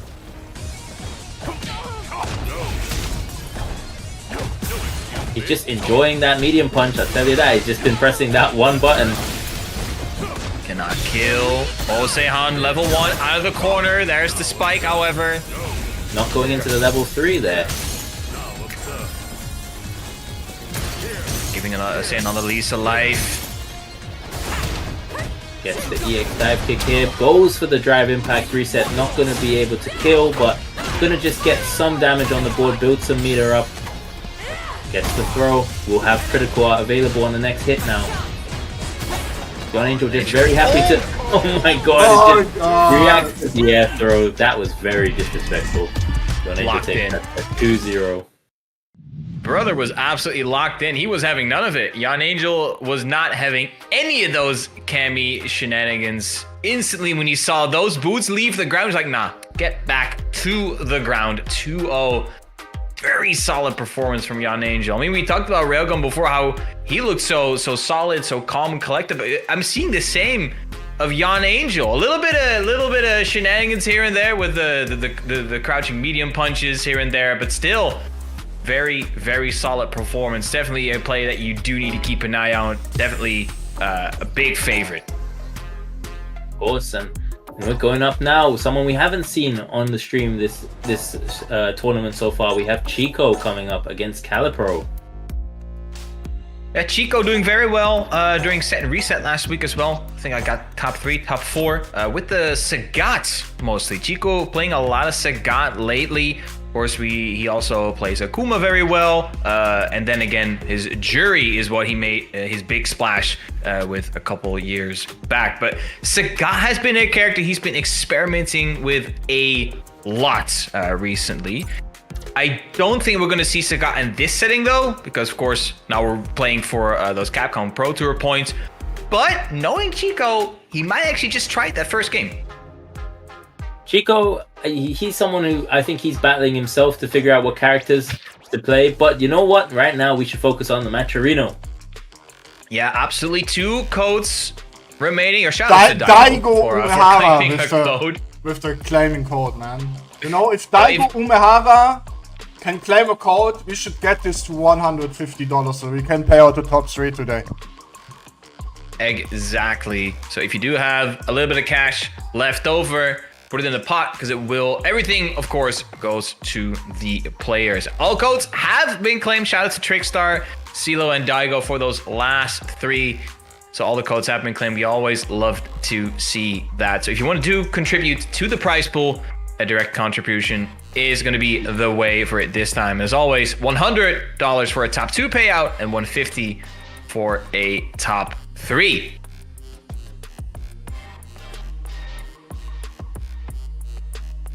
All right, we're going to be going in soon here to our final game of winners, top 16. The last person to make top 8 winners here. So, you know, we're expecting to see. I think we're going to see my here from Chico.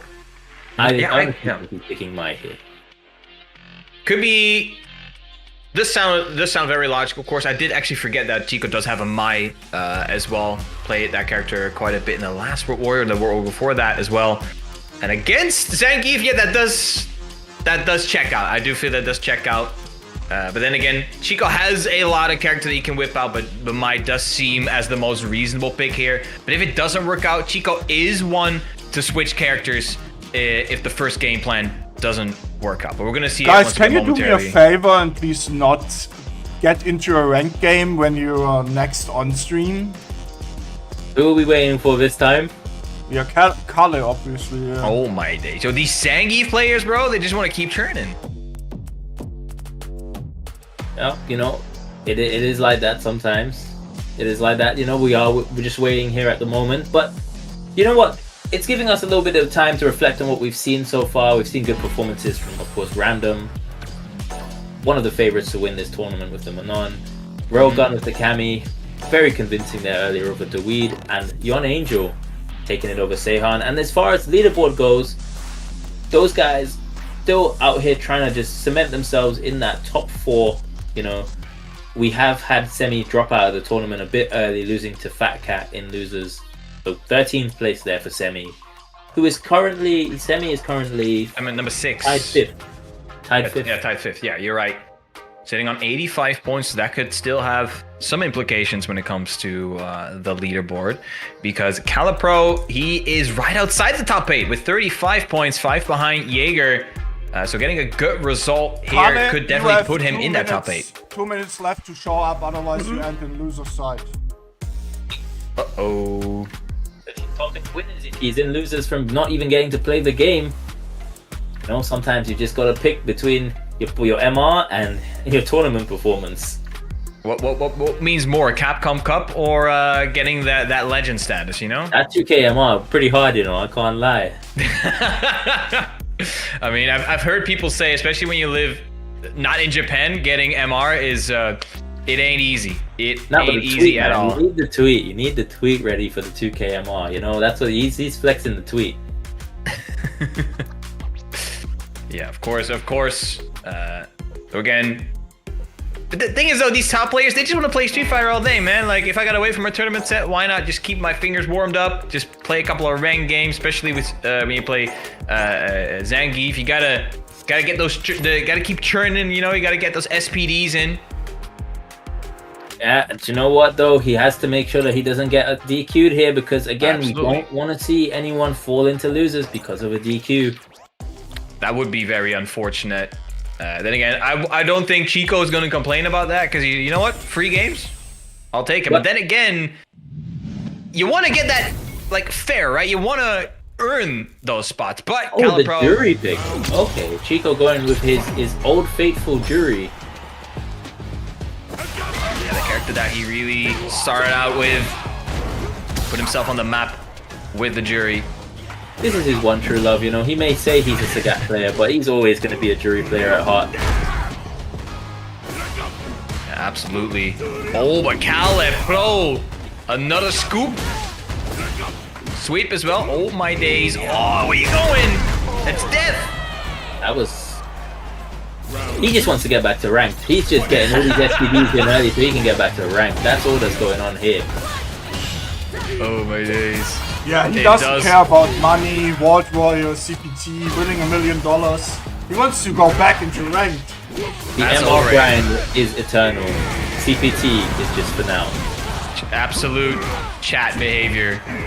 Oh my goodness. Chico did not see that one coming, that's for sure. Calipro on a roll. Oh my goodness, Chico.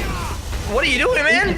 Not choosing to burn out and take the kill there, but not mattering, still taking the first game. Calipro, that was so rapid.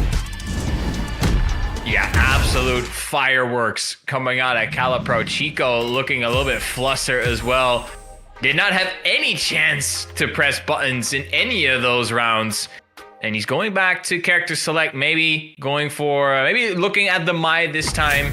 We're going to see it shortly, but definitely is taking a quick second to recollect himself. And it's the Sagat. For the stream. He's doing it for the stream. I think he heard me. He wants to prove he's a Sagat main. Let's see it. Or the forward light kick. Of course, Sagat, a character with very good, strong points, but also clearly defined weaknesses, which has been like the theme of this character pass so far. Chico definitely doing better than he did last game. Very different design than traditional Sagat that we all know and love. You know, he used to be more focused on the fireball zoning, a little bit more on the Tiger Knee focus now. We gotta be careful with putting out those limbs. Level 1, yeah, he has those reactions. There's the chip out with a Tiger Knee. Fighting back here is Chico. The Sagat pick working out so far.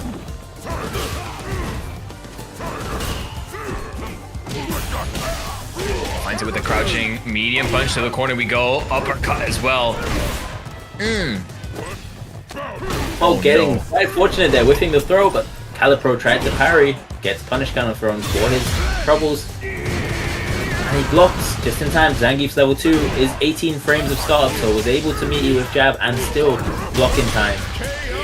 Yo, perfect 7 golden letters. Chico swinging back with that second game. Entirely different change of pace compared to the first one here, Shivs. Yeah, of course. And we're just seeing here now, Chico just getting all of his stuff to work now. He's just getting everything out. I look a lot more comfortable. Just chilling as well. Ooh, Calipro doesn't get the driver step, just a parry. And canceling out of the target combo there to make himself safe.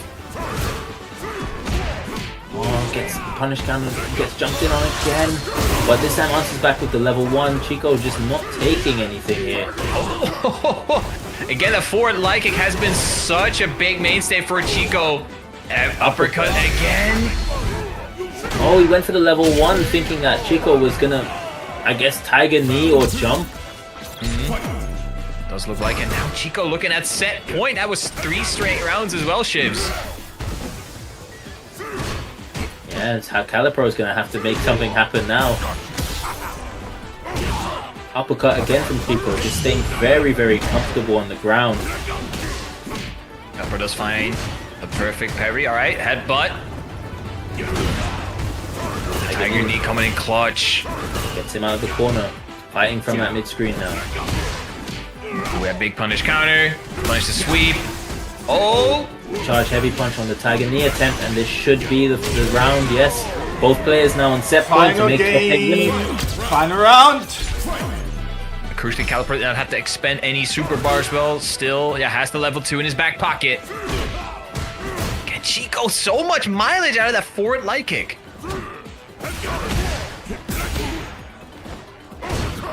Oh, too late!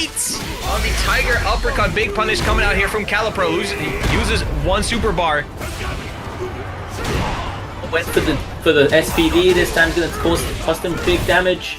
Is Chico going to cash out with a level 3? Yes, he is. He's going to be very close to burnout here now. Is Calipro?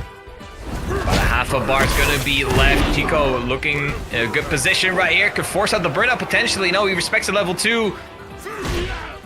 Again.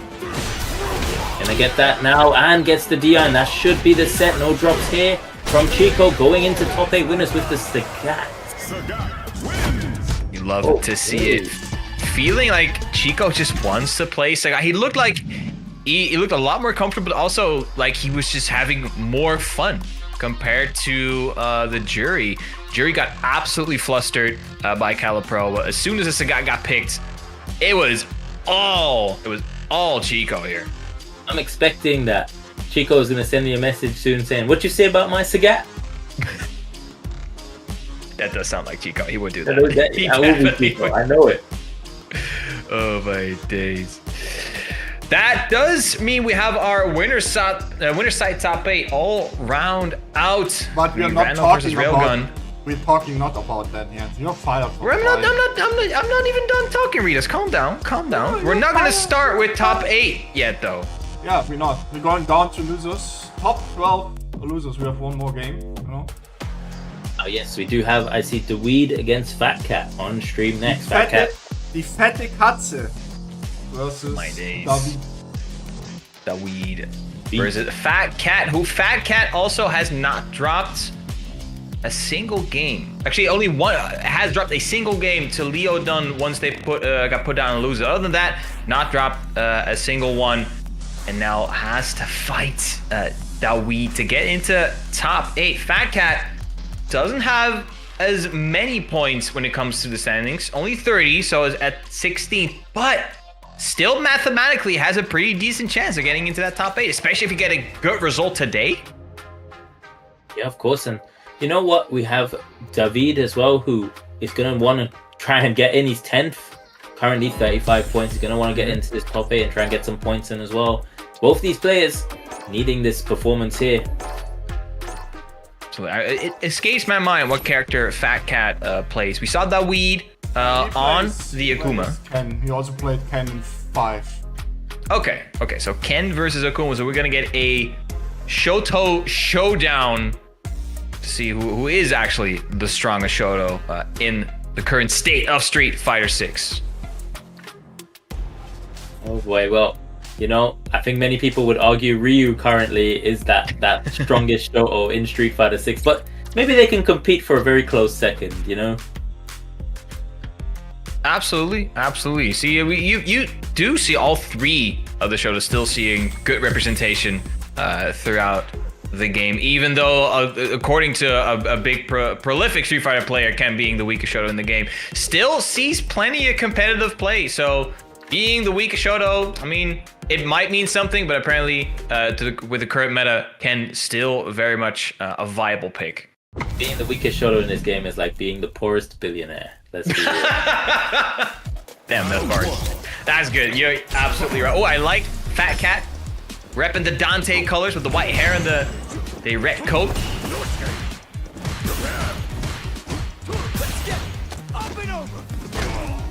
To the corner we go. That hell wheel.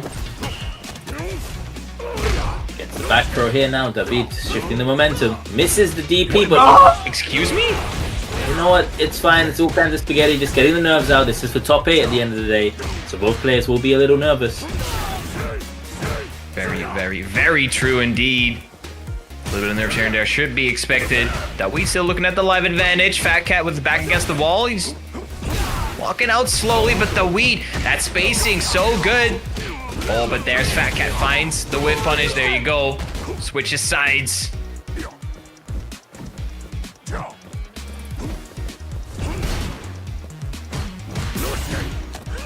Dawed just getting that low forward, getting some throw damage on here now, just trying to get that life lead, force Fat Cat to make a big decision soon.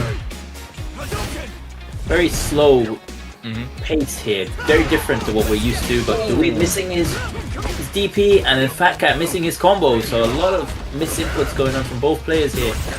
Crucial drop, could have been a round winning confirm from Fat Cat, but no.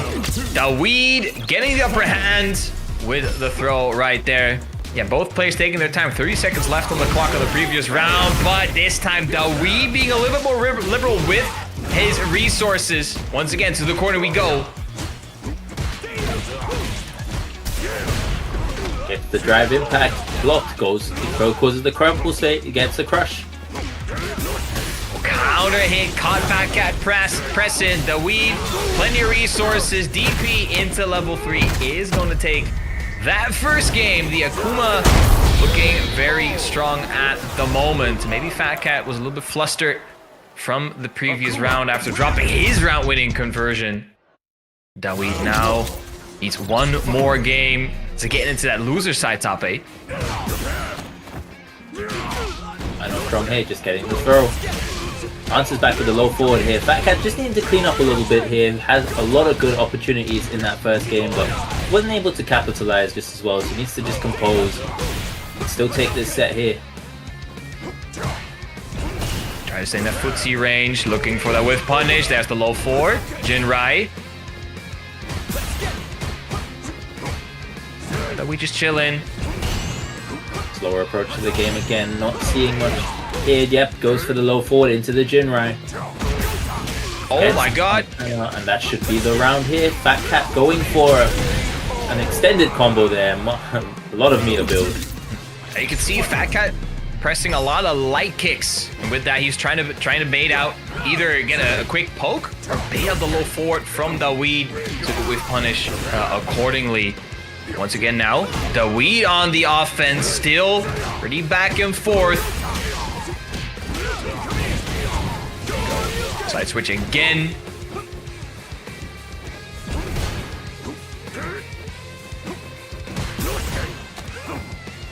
Throw once again. Forward. Oh, finds it! Yep. The Jinrai low. And of course now counter hit off the Jinrai forces a knockdown instead of a combo that he used to get in previous seasons. Small adjustment from the most recent balance patch, or from the most recent seasonal balance patch. Oh, but Fat Cat, goes for the Taro combo. I think he could have actually killed if he did a drive rush conversion. Didn't believe in his jump in there. It's one good hit. He's sitting on a lot of resources. Good block on the overhead. Saw it coming from a mile away. Knows he doesn't need to overextend the low forward. Into Jinrai, canceled into the Super R3. We got a tied upset here, Shivs. One more game coming at us. Both players with a slower approach to the game. You know, we're seeing the jumps come out here and there, but mostly just trying to poke, use their fireball game, use their normals, go into the drive rush that way. Very neutral-based game here for the most part. Dawed here getting a good start, but Fat Cat answers back with the EX DP. Trying to stay in that footsie range again. Nothing after the low forward. Overhead is not blocked this time. Big damage coming out, especially in that corner. Look at that. Even more damage. Level 1 is gonna put Dawed now on set point. Yeah, Dawed was very convincing in that first round of the final game. Just trying to get this closed out now, not trying to get Fat Cat to have any sort of momentum here. He was good. Once again, Fat Cat finds himself in that corner.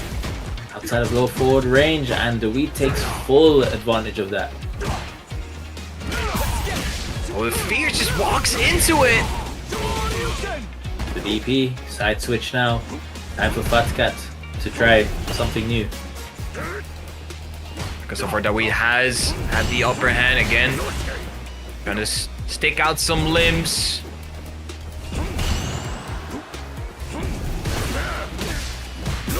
One connects, nothing after that. Dawed does not want to spend the additional drive rush cancel.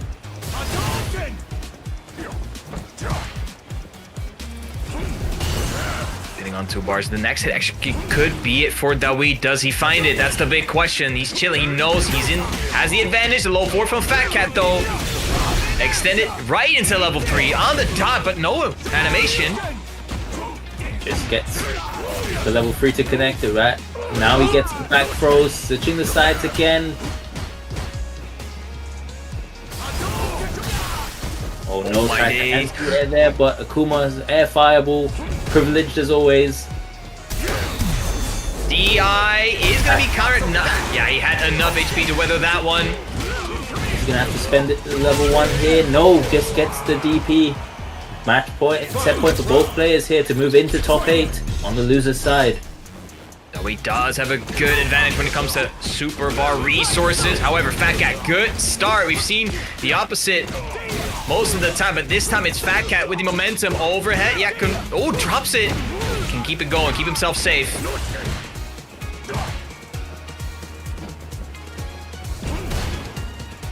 Just gonna chill.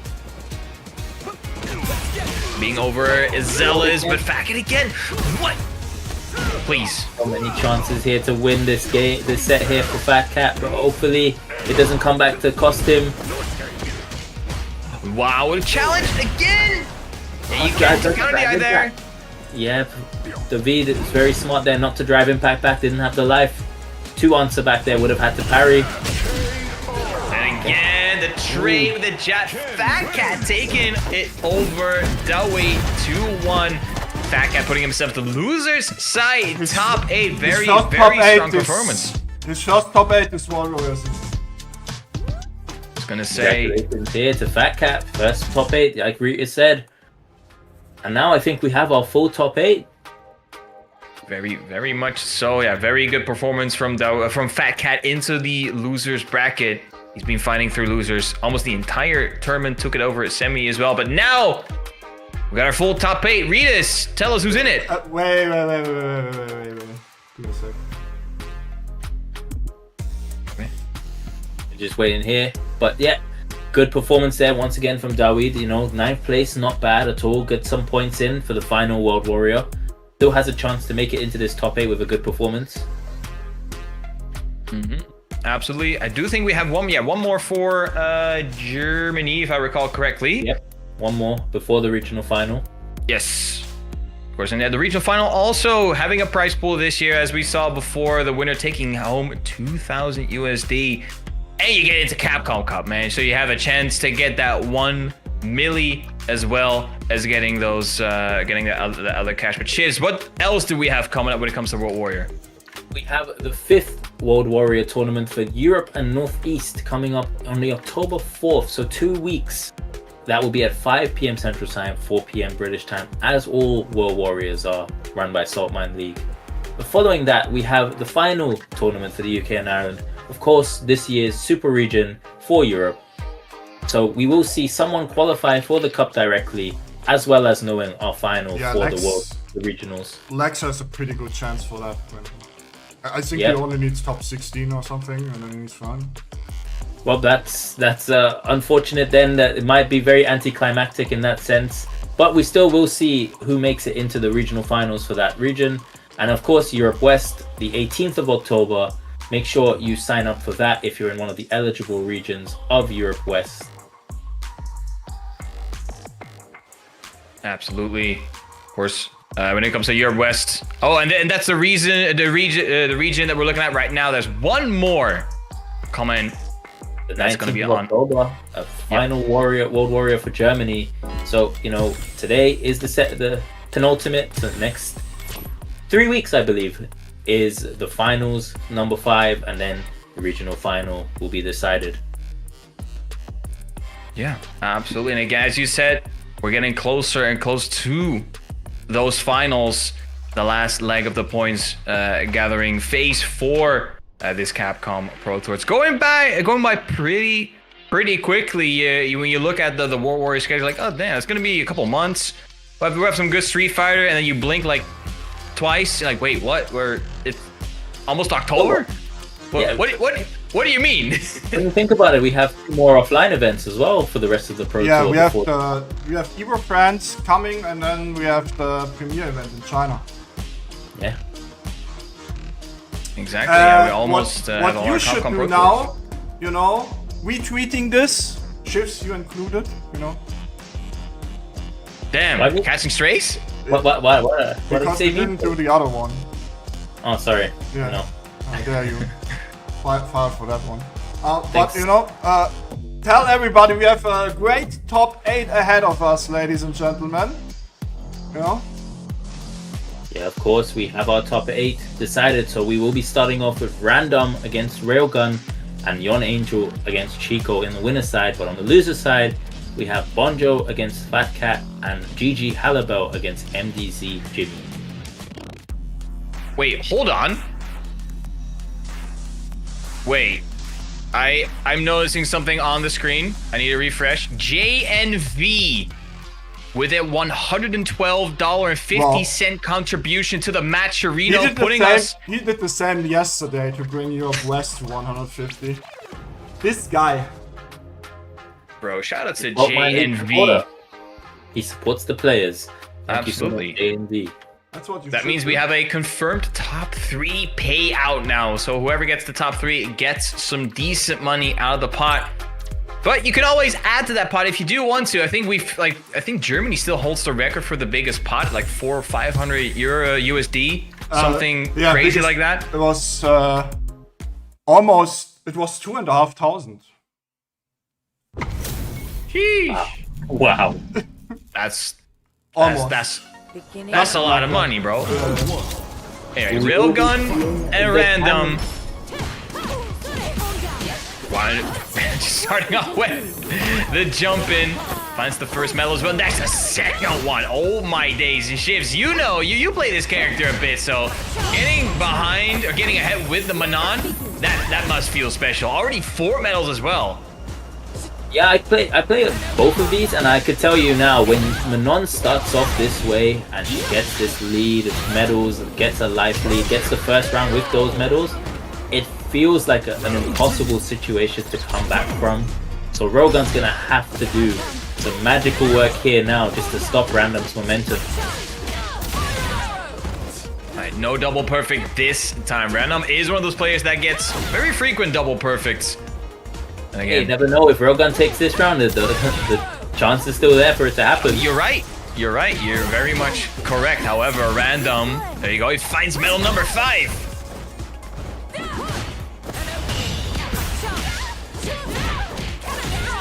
To the corner we go. Backdash is Dash. not wanting to take the probe, still gets thrown for his troubles. Goes for the parry attempt. Rogan delaying his crouch medium punch, gets another throw on the board. And another one. Oh my god, throwing loop. EXUP on his wake up. He bet it all. He actually bet it all there. That was very ballsy from Railgun. As you set shifts, we might now see the double perfect. Nope, never mind. Jinxed it. But we will see the jab interrupt into the level 5 command grab. Big damage on the board here. And this should be the first game. Yep. Definitely into level 3. Easy. Easy peasy. Good performance there from Random in the first game. Of course, it is first to 3, so Railgun still has a lot of time to answer back in this set. If he decides to change characters, stick with the Kami, up to him. Still has a lot of time. A bit of wiggle room, extra time to figure out your opponent. But then again, even the first 3 can go by very quickly. By the way, Railgun's win record against Random is absolutely terrible. When you say actually terrible, I think I've never seen him win against Random on stream. oh, so you meant 0%? Oh, that's what you meant. Close to. You might see a change to that today, but so far it's looking like Random is in control so far. It is 0%, yeah. And that's not looking good. It's like the more things change, the more they stay the same. Random looks like he's just in complete control here. Well, I'm not saying this because of exposing, I'm just giving statistics, okay? I don't want to expose anyone. I mean, you're exposing the statistics, to be fair. He's exposing the facts. Ritus is a man of facts. That's true. And now, That is you know true. what else is facts? That he's on 4 medals here. Looking to make it 5. So even if Railgun takes this round, he has to deal with 5 medal Manon for the final round. Next confirm will close it out for Random. Oh, Railgun puts himself at the burnout at level 2. He was level ready. 2, and that's gonna take it. Anti-air level 2. Random's just too on point today. He's just too on point today. When Random is on point, he looks like the best player in the world. There's nobody that can get past him. He's forcing Railgun into maybe a character switch. He did say in chat that he also plays the Mai from time to time. So we might actually see a switch to Mai into the Manon. Seen him on Ken before. Or he might just want to take some time, recompose. It's not easy to lose that quickly, you know. In top 8, you still have a first to 3. You have 2 games down. You can make this comeback. Take some time to compose. Absolutely. Guys, is Manon really that bad as people say? No, this is just random. You must be new here. I mean, I don't think she's bad. I just think it's just better characters. She's outshadowed. Outshined, rather. She's in the shadow of other characters, but Random, he's just magical, man. He does things with Manon that you don't expect. Like him and Idom, they... First, I mean, I still think Random is the better Manon player, but those two, like, they work magic with Manon. But then again, now Railgun, he found the upper hand, but Random resets himself. There's also a Japanese Manon called Akatsugawa who's been putting in a lot of work with Manon recently, and Tachikawa, of course. You're very correct, that's right. A lot of representation for this character as of recent, showing that she is quite good, and she's very scary in tournament. Not getting the confirm there on the heavy spiral, but Random just walked forward into it. 3 medals already here, though. Still very much doable. Crucial tech right there. Escaping death. So careful. 1 level 2 will kill, and that is gonna kill. Random somehow always finds these crucial hits, you know? Right? That's just the Random factor.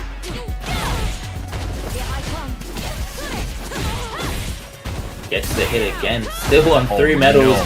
Wow, big damage here. Is he gonna go for another medal, or is he gonna take level 2 damage? He's taking the level 2. Gonna be on 1 touch to kill here. Railgun walk up with the walk forward throw on wake up. Wow, okay. Oh, and the 4 heavy. The win rate stays at 0%. Damn, Random.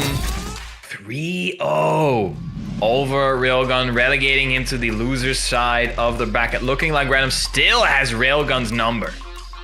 You know what? Railgun still in the tournament, going to drop down into the losers. Random moving into winners finals. He gonna will have be, another go at it, maybe. you know what? It would be a great story if he actually beats the Curse at the regional finals, because then that's where it really matters, right? Yep, of course. You know? You're spitting readers. Absolutely. Maybe right now he's just sandbagging and looking for like data, and in regional finals he just shows up Shin Railgun. You never know. Ooh, Shin Railgun. I mean, we've seen what Railgun is capable of early in the tournament. If that's gonna be that's normal Railgun, and then Shin Railgun, I don't think a lot of people are ready. It might just be Random that's ready at that point. But up next we got Jan Angel versus Chico. These two, they're very familiar with each other. Let me tell you, they play each other a lot. It's probably going to be JP. It might. I almost wanted to say Akuma or Mai, but honestly, it might just be a Sagat. Knowing Chico, he might just whip out the Sagat. Yeah, he might have felt that power from earlier and just said, you know what? I'm gonna run the Sagat. I'm feeling it. And it's a first to 3, so he could change characters as many times as he wants here as well. You know, if it's not working out the Sagat, maybe he goes to the Jury, maybe he goes to the Akuma, maybe he goes back to Mai. I don't know. We are going to see. It might also just be Jan Angel, maybe even whipping out the Bison. Yeah, we don't know. But then again, Jan Angel does usually start with the JP. We've not seen him start with Bison very often. It's usually a change during the set. But we're gonna see momentarily, once again, first to 3, a lot of things can happen. But Chico, we saw him with the Jury versus Calipro at the start, but then switched to Sagat, and that was just a completely different game when you looked at Chico. So we might see the Sagat, we might see the Mai, we might see Akuma. But we're gonna see it fairly soon. Once again, shout outs to J and V for the contribution to the match. Reno still ongoing, chat. So if you do still want to contribute to the match, Reno, it's still open for the entire tournament. We've already reached the top 3 payout, but we want to see as much money go to as many players as possible. So if you do want to contribute, you can always do so. Sure, you guys support the players. You know, they're putting on a great performance for you guys this fine Sunday afternoon. So please do support them. Let's try and get the prize pool up even higher. Going into the next top 8 winners game, we've got we've got Chico against One Angel. He does. It is the Sagat. I'm not sure if I've ever seen this matchup, to be honest with you. So I'm very interested to see what it looks like. I can imagine it would be very difficult for Sagat, but I'm saying that now, Chico's already got him in the corner of one amnesia. Yo, someone is using September. Damn, thank you very much. 20 gifted. Thank you, Anonymous. And Chico, oh my goodness, he's one hit. There's the trade. He finds that first round. Anonymous.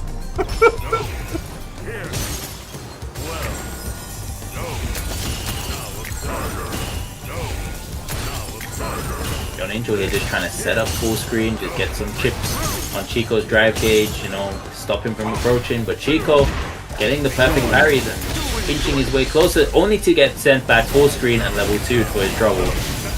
I'm looking for the forward heavy kick, but no, I got absolutely demolished for that one. Yeah, it doesn't drive rush overheaded for his troubles as well.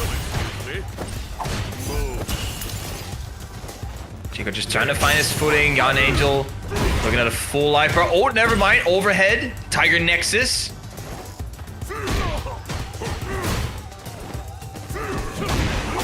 Oh, but forward light kick on this time and reset with the drive rush overhead. This should be the round here for Yon Angel. Tying it up.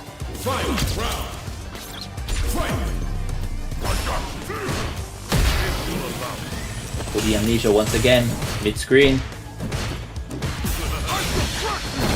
Level 2!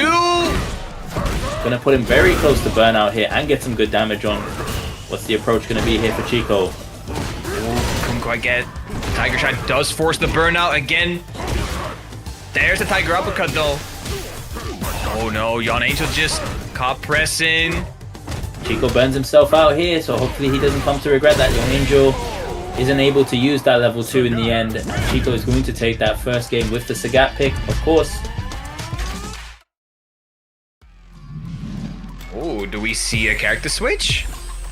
Do we see the Bipson? Mel Bipson? Are we going to see the Bison here? That's going to be an interesting choice. Maybe just wanting to take some time, recompose, you know. It does. I wouldn't be surprised, you know. With there, yeah, it is the Bison, Lord Bison into the Sagat. Bison, the old boss of Forgotten. Law match right here for sure on the Sagat stage too. Yeah, that stage is sick, by the way. Like the tiger in the background. Whoever wins this match has to fight that tiger, bro.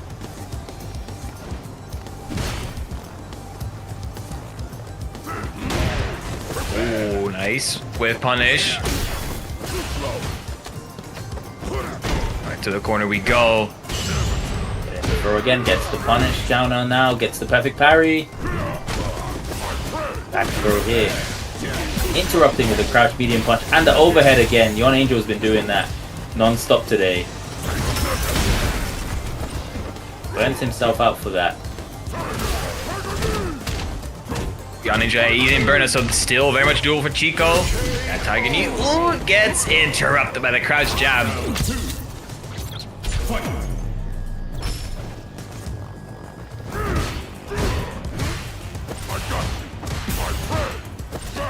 Chico being very liberal with his resources, does find the punish counter throw.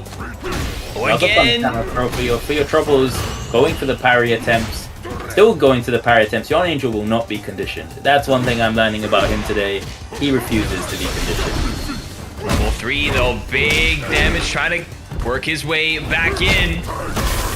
Drive gauge back as well. Creating some of Yon Angels, start building towards the next round. If there is a potential next round. Plus frames, drive reversal. And again, that forward light kick has been such a mainstay in Chico's game plan. Especially chasing it with a drive first, but Yon Angel finds the overhead, plants the bomb. Trip guards, punish counters him on landing as well. Duffs the drive rush check attempt with the drive rush jab. Gets to level 3 here as well, gonna build some drive gauge back, put Chico dangerously into the yellow. With no CA available, this is gonna be a difficult comeback here for Chico to make. And should have been drop it for Yon Angel. Oh no, the sweep blocked as well. You're gonna give Chico a chance here. It's one throw. Yon Angel building back that drive gauge though. In the meantime. Overhead into the drive rush. He burns himself out though. Can he kill? I don't think so. I don't believe it's enough to kill either. Nope, I don't think so. Pretty close. No, not quite. There. And he's got to be careful now. EX Cycle Crusher will be enough to chip. I'm not sure what the heavy kick was supposed to be, but just gets clipped by the fireball, and it's 2-0 to Chico. Maybe looking for Shadow's Rise, maybe a Devil's Reverse after that, but we'll never know because Chico is now 2-0 up over Yon Angel. Now we're going back to Bison's home turf.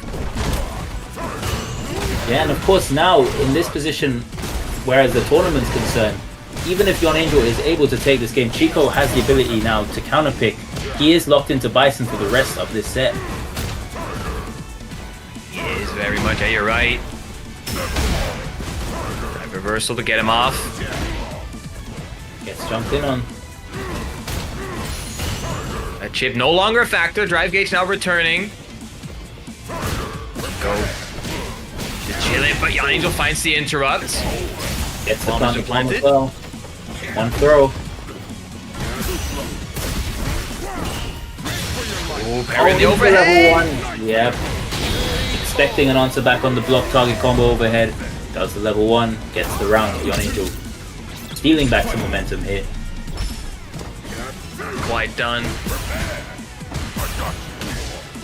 Oh, the low forward finds it. Chico, yeah, keeps it going, but he a little bit too early with the pressure. Yon Angel finds a crucial back throw.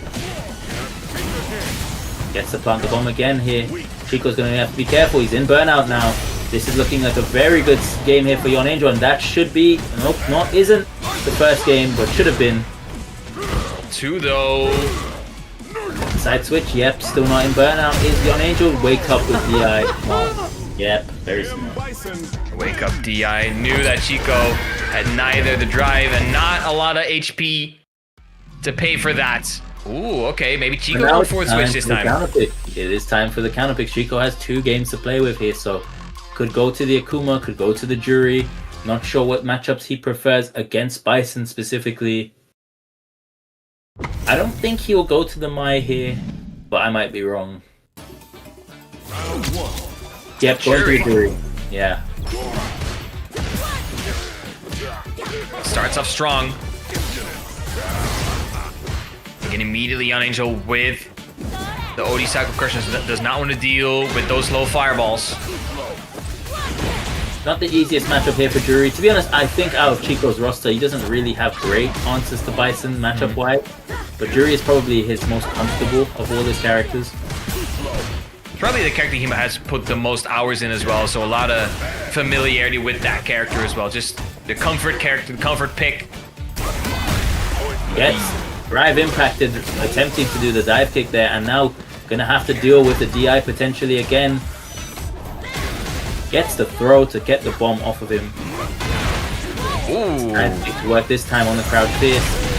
And Nice DP to deal with the Psycho Crusher. So now Chico looking at set points to get into winners finals.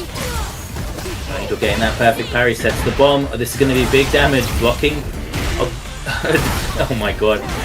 Bison blocking an EXDP with bomb planted. You know this is going to be huge. You're about to get exploded. But Chico still chilling. Close to burnout here is Chico. Going to be trying his best just to survive here as long as he can without going into burnout. Burnout. Level 1 does find a hit. Committing to this round and not wanting to give up any of these rounds here. He's going to try and win this. Drive gauge almost back. Just a little bit longer. Level 1 again. And he's now back in full drive gauge. Drive rushes in straight away. Again, the throw being a little bit too early. He cannot kill yet. He keeps his drive gauge alive. And he gets the sword splat. That should be it. This was so good by Chico. Wow. Young Angel just wasn't ready for the DI and Sending the winner of World Warrior 3 into losers. Very solid performance. Sagat was very good. The jury was the character that brought him to winners of finals. The question is though, can he take it up with random? That's going to be the big test up next, but that's going to be a little bit later down the line. We're going to move down to the loser side of the bracket first with Bonjo versus Fat Cats. Both players who are not frequent flyers with the top 8, especially Fat Cat, first time top 8. Both of them first time. Yeah, both of them the first entrance, which is good to see, right? You want to see more players in the top 8. You don't always want to see the same players. Getting more representation, at least to me, is always good to see. I like new things. And speaking about new things, 2XKO getting a mainstay for a Saltmine League on the Saturday, same time, 5 p.m. CEST. And on Sundays, as always, we've got the open bracket for Street Fighter 6, also 5 p.m. CEST. And that's 2XKO. That's going to be starting next weekend. You play a lot of 2XKO, make sure you're going to be there, because this is probably going to be one of the bigger European tournaments for 2XKO. Yeah, and do you know what? Now we're heading into the loser side. We're going to be seeing Jamie versus Ken. Not Jamie, not a character you so often see in top 8s, but you know, it's Europe. We get to see a lot of different characters in our top 8s. So Bonjo going to be trying to represent this Jamie here against Fat Cat, who will be, I'm assuming, representing the Ken. Yeah, that's what we saw before. So pretty safe pick to see to expect what we can see in this loser set coming up. And both of them having a couple of points here and there. Fat Cat with 30, so still has a good chance, especially if you get a good run now. Could work himself into the top 8, potentially even. So it all depends on this next game. While Bonjo, see how many points they have. Don't believe they have as many. I believe he's 29th in the leaderboard with 9 points. You're right. Currently. 9 points, but even then, getting a very good result, like maybe even 4th or 3rd, that will put you right into that conversation, you know, right into the top 10. So every single point still to play for. Very much everything still wide open. We're gonna see it right now. Yeah, that's what we expected. The Ken versus the Jamie. Gotta do this. Come on. Round 1. Right, going in here now. So I wonder what the approach is going to be here for both of these guys. We saw Bonjo earlier, likes getting that one drink. Will take drinks in neutral if he has to get that one drink, and then he's very happy to use the dive kick as much as possible. This will be the first drink of the set. My brother's very thirsty. Oh, very much swinging as well. Drink number 2. And of course now the second drink is very good against the fireballs. Now it gives him that projectile invincible spin. They're spending a little bit of bar. Drink number 3. One more necessary for that power up. They tried to bait the ends here, but actually it was in range for the DP. Fat Cat, good read right there. Reversals there again. Both players close to burnout. Fat Cat's gonna have to be careful here not to. Yep. Yeah, you have to be careful not to throw a fireball and get projectile invincible spin through. Drive reversal, not quite in range for the punish. The low 4 to interrupt. To the corner we go.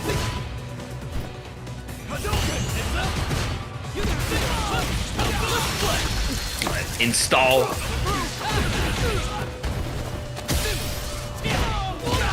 Oh yeah, follow up. Big damage.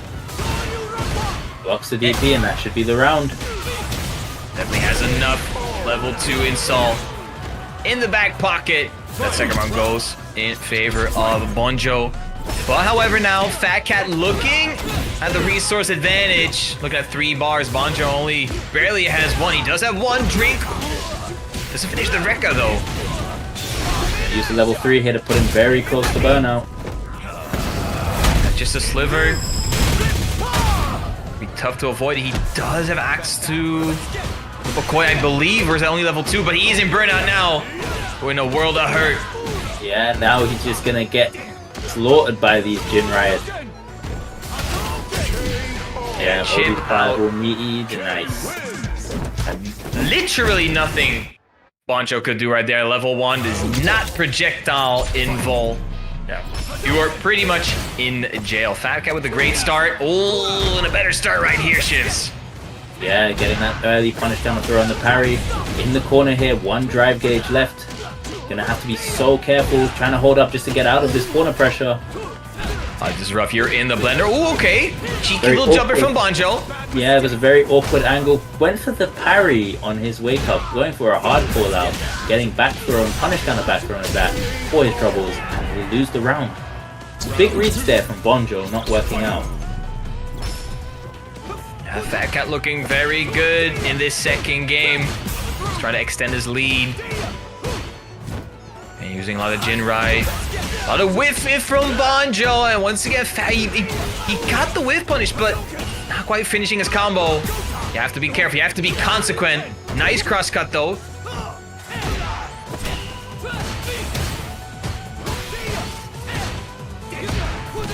Just outside of the throw range, but Bonjo not capitalizing fully overhead. Gets the low forward drive rush, but drops the combo, and he's gonna get punished down here. Should have been the game, but now, oh, Bonjo going for the level 2 just to get the 4 drinks available. And chugging. Burnout. Chugging, but Fat Cat, ooh, gets grabbed. Bonjo, not out. Oh, jab into level 3. That's gonna go through, and that's gonna give Fat Cat that second game. Fortunate there for Bonjo, but Fat Cat, great reactions there, great awareness after the 2 jabs to follow into that level 3. And the little bit of hit stop you get when you do hit them during the DI could have given Fat Cat the exact right time he needed to churn out that level 3. Now he's 2-0 up, pretty good lead. Bonjo going straight back into it.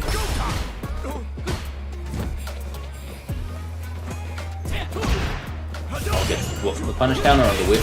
Grab medium kick. Not mattering too much. Fat Cat's gonna be down. Oh, sorry. Bonjo's gonna be up 2 drinks here onto the 3rd drink. He's chugging. It's against happy hour today. We're seeing a couple of drops here left and right, Shivs, and maybe it's a bit of nerves. Not quite ready for it. You know, even at high level, players are allowed to make mistakes. We're all human at the end of the day. So, you know, we are seeing that. It happens even at this stage of the tournament. You hit him with the air coming out of the Shoryuken, man. Oh my days. And Bonjo is going to get the first round, spending a bar. Seal it. In Germany, we pretty much agree on that Fat Cat has one of the best, if not the best, anti-airs in Germany. You literally can't jump on this man. I mean, so far it's been looking very solid when it comes to DP anti-airs.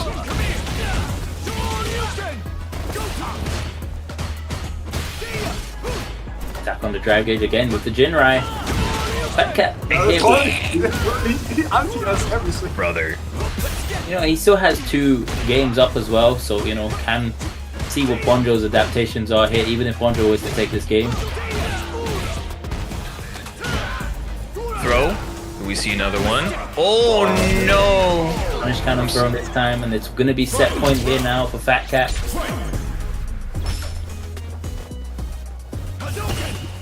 Both sitting on plenty of resources as well, but Fat Cat wants to turn into a 3-0. However, Bonjo wants to do the exact opposite.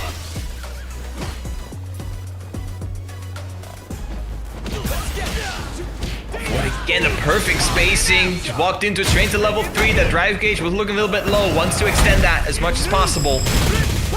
Of course, gets a good life lead here as well, forcing Bonjo now to start to make something happen. No drinks, but level 3 on his side. Wake up, crouch, medium kick. Gets the side switch. Gonna get his first drink on the board here. And this allows him to get the offense going. Yes, and there we go. Drink 2 doesn't block the overhead. Doesn't have the follow-up yet, though. Drive reversal to keep Fat Cat in the corner. Counter hit on counter hit here, Shivs. Yeah. Go into the level 2 here now. Bring 4 drinks on the board. But gets EXDP'd for his troubles. Throw. Oh, not quite enough. Sliver of HP left on Banjo. There is the jab to interrupt the forward light kick. Die fette Katze! He's gonna take it 3-0. He's still going on strong, and he's going up next against Yon Angel. Once again, more points for Fat Cat. So we might see him move up in the leaderboards sooner rather than later. He does have to fight Yon Angel. I don't know if that's a prize or a punishment. It's definitely going to be a hard match up next for Fat Cat. But once again, that's going to be later. Right now, we're going to see... Huh? Go ahead. All I wanted to say is like shout out to Bonjo, first top 8 ever in World Warrior for him. So good performance. But now we saw 2 players that we don't usually see in top 8, but these 2 up next are pretty frequent flyers, both in World Warrior, but also in the regular Saltmine brackets. GG Halibel versus MDZ Jimmy in losers. One of these 2 players has to go home or shut down their computer when they're done after this game, because loser of this is eliminated from the tournament. Yeah, and you know what? We're going to be seeing maybe another Ryu mirror here. We saw Halibel earlier on in the tournament have a very close Ryu mirror with Merced. So now MDZ Jimmy, also no stranger to Ryu, been playing Ryu as long as he's been playing Street Fighter pretty much. So we talked about win rates earlier, right? When Jerger was versus Random. This is pretty much the same. I've never seen Jimmy win against Halibel on stream. Speaking of winning, by the way, shoutouts to Golden FA for the 20 USD donation for the match, Reno. But maybe today's the day. Maybe today is the day, you know? Yeah, you're right. Maybe today is the day. You never know, especially in a game like Street Fighter 6, where it can be incredibly volatile. Just a couple of wrong guesses can spell the end of your tournament run. We're going to see it momentarily. We're going to see it right now, actually. GG Halibel versus Jimmy. On Halibel going for the Ken with a golden jacket. Bringing back the Season 1 and 2 main here. Going for the Ken.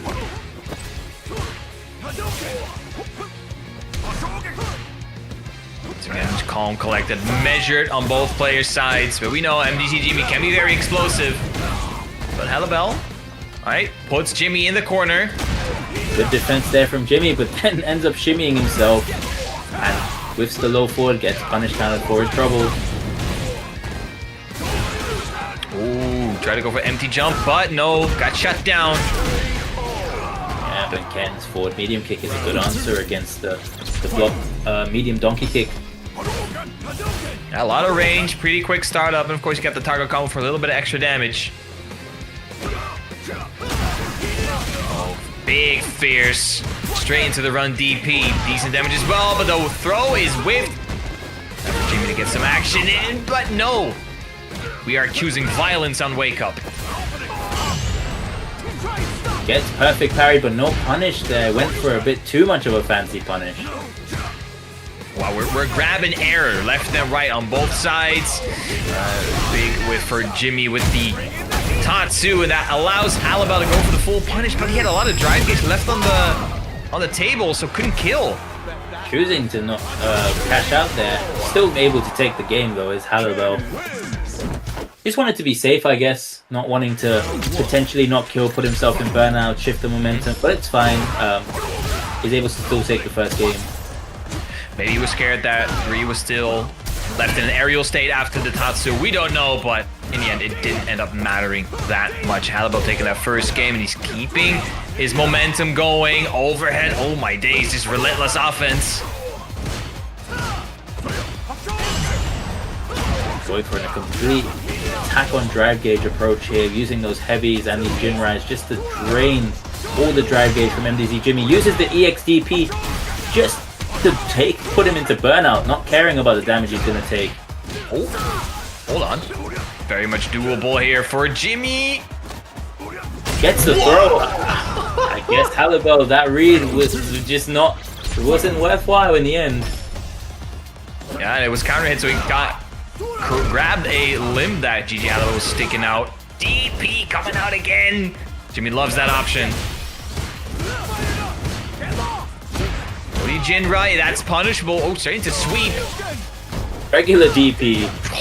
Halibel is having a good old time here right now. Whole run stop into the low short. Throw. Do we see loop? No, not this time. Go forward on repeat. And then just gets the throw. I feel like we're seeing a little bit of trolling coming out here from Halibel, but Jimmy needs to answer back here. He even said on Twitter he's rarely playing the game at all. Brother's just trying to have fun. That's what it's looking like. Yeah, but Jimmy needs to not get flustered here as well, you know. Halibel's playing in a manner that he sees fit. Jimmy needs to try and adapt to this. It got boops, but he misses the combo. He gets a cheeky little reset counter hit right there.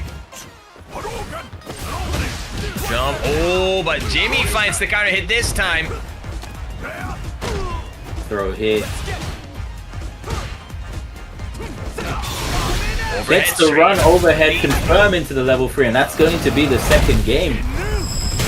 Not a lot of scaling, barely any scaling on that one. GG Halibel in favor now of Jimmy. Needs one more game to move forward. Halibel plays like he hates you and wants you to cry. True. It does seem like that right now.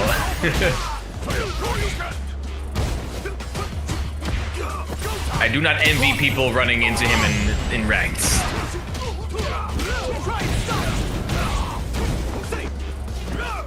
Yeah, you can see Halibel still has the momentum. The parry attempt is thrown, however.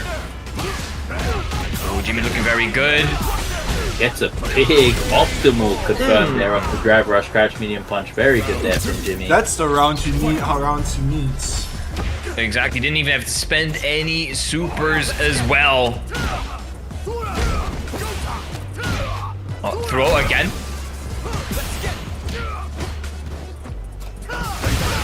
Oh, whiffs the stand heavy kick there. Gets OD fireballed for his troubles. Jimmy now trying to just get some sort of momentum in the set. Overhead block this time, but no, the crouch strong is not blocked. Hey, level 3? I'm pretty sure this is not dead, but close. It is close. You know, actually, he's alive. But on a pixel, burned himself out, gonna get half of the burnout meter back. Takes the game. Jimmy fighting back here. It's that medium kick coming in clutch. Halibel still looking at that lead. Jimmy is trying to work himself back in.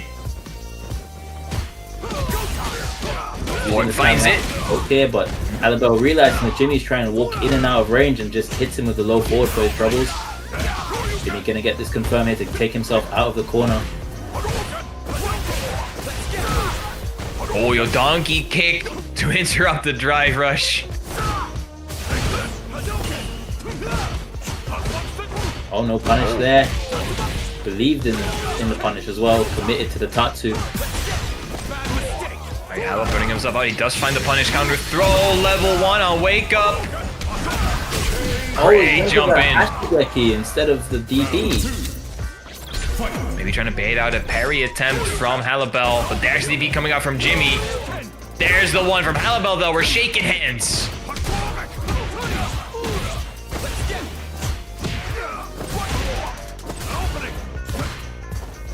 Halibel, he knows one more hit after this. Ooh, trying to go for cheeky reset, but Jimmy doesn't bite. Yeah, Jimmy's just trying to fight back here. Halibel, of course, on set point. Jimmy gets a big hit here. Is he not going to be able to build a level 3? So cashes out with the level 2. Goes to the overhead. Halibel answers back with the ODDP. Chip damage is a possibility here for Halibel. He's buffering like crazy. But gets with punish. Again, that stand medium kick. Jimmy likes to use that tool, especially the closeout rounds. He wants to force out the game 5. Wouldn't be surprised if it does happen in the end as well.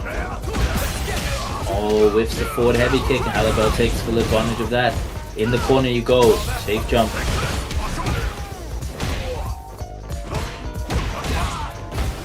Finds his way out this time with the punish counter. Forward heavy punch. Just a hit. Yep. Again, there's that solar this is the first time I've seen Jimmy have Halibel in the corner, but that didn't last very long. Yeah, you're right. Yeah, Halibel finds his way out. Jimmy finds the throw, however. Neutral jump, he finds it, level 3, and that should be dead, but wait, it might be close. Nice it. Yeah. With Ken, you don't always know. You can't always quite say for sure, but Halibel, 3-1 is what the scoreline says on the top, and Halibel will move forward. He will fight Railgun. Shoutouts to MDZ Jimmy for putting in a good performance. Top 8, he's still in the conversation with those player rankings. He's literally tied with Jerger, but I think Jerger's in on count back, so he definitely has a chance to get into the Germany finals. He does find a couple of decent points.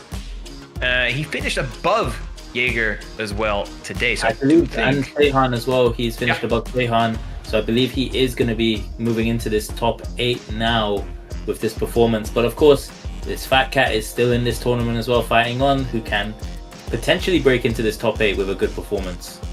Yeah, absolutely right. But Chips, talk to me. What more events do we have coming up?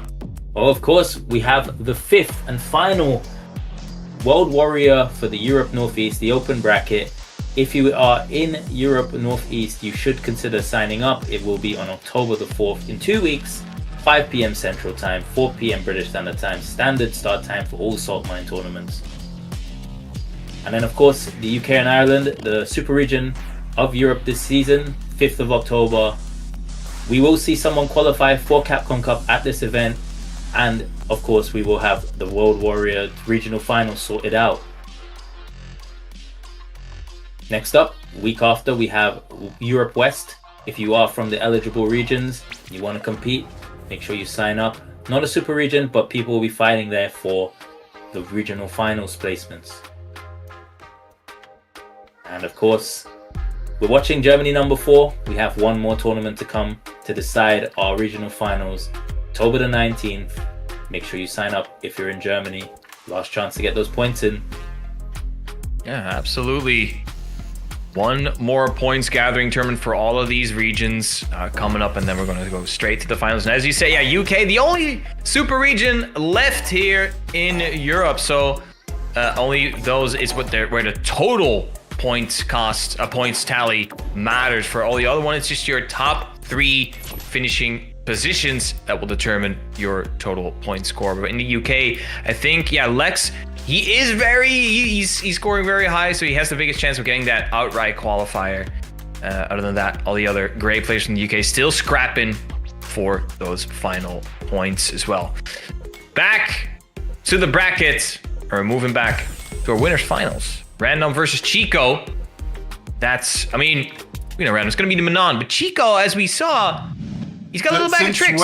Since when is losers? You're gonna play Yon Angel versus Fat Cat. Since when is winners finals And before losers sometimes quarter? it's confusing, Ritas. No, it's I will not. not be You're fired for fired, bro. No, It's I okay. got good labor loss. You cannot fire me. We've got the JP against the Ken right now. Yon Angel has been on a tear, really. Chico just halted his momentum, but he's been on a tear this entire tournament, looking to get back to business as usual. I mean, this is the Yon Angel we were expecting already. Such a... like... He's a player for the fans, you know. He's a show off for the stream. He definitely is one of those guys. He's a showman. It definitely is. The DI is countered as well. Should be easy pickings. There you go. Already on that first round.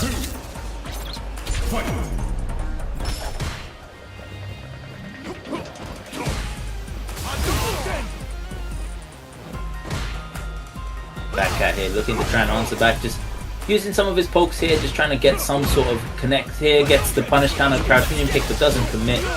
Gets the stand light kick to check the drive rush this time, going into his own drive rush for the Amnesia. It's a little bit of distance. JP would be very happy to keep his distance as well. Oh yeah. Will build that drive gauge back and has the level 2, almost on level 3, available if needed.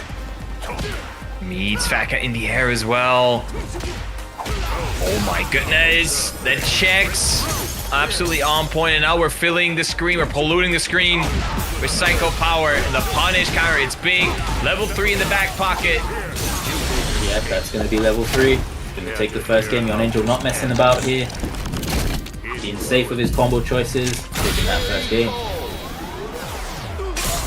Again, very calm, very collected. Things that we are Thank expecting you very much out of Yon Angel.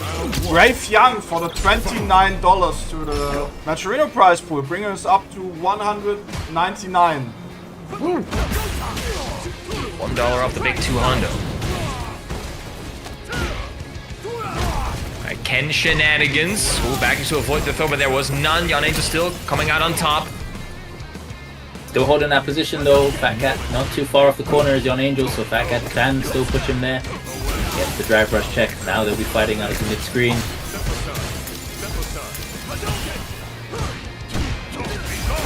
Good punish on the stand medium kick rather.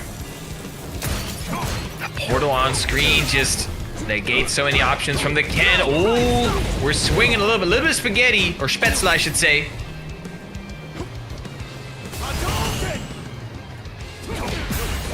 Wow. Runs in and just gets checked for his troubles. Oh, and that should be level 1. Not quite. Kill. Yon Ninja has been so consistent with the drive rush checks, especially with that crouch medium punch. That's the Amnesia though. Yeah, Fat Cat. Overhead. And that's going to take the round for Yon Angel, trying to just get far away in this set, have a commanding lead.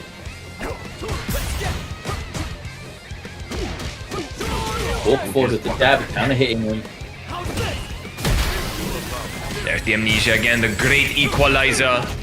Back at respecting everything of it though. There's the level 2 Lavushka. Extra damage. Nice as well. Man, level 2 is just a Swiss Army knife, isn't it? It's very, very strong. It can do it is so good at utility and damage. Ooh. Straight through the projectiles, Fat Cat. Stop that.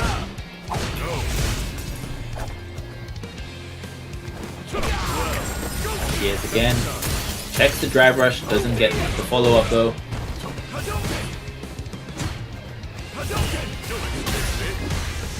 Forward. Yeah, nothing after that though, but Fat Cat checking the drive rush again. Both players will be in burnout following this. Yeah. And just sitting on one more bar though.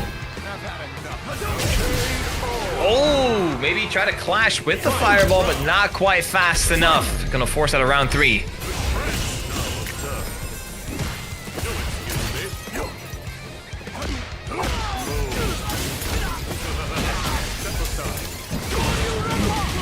whiffs the juggle there. Jan Angel don't usually see dropping those combos. This time heavy punch gets fully punished countered.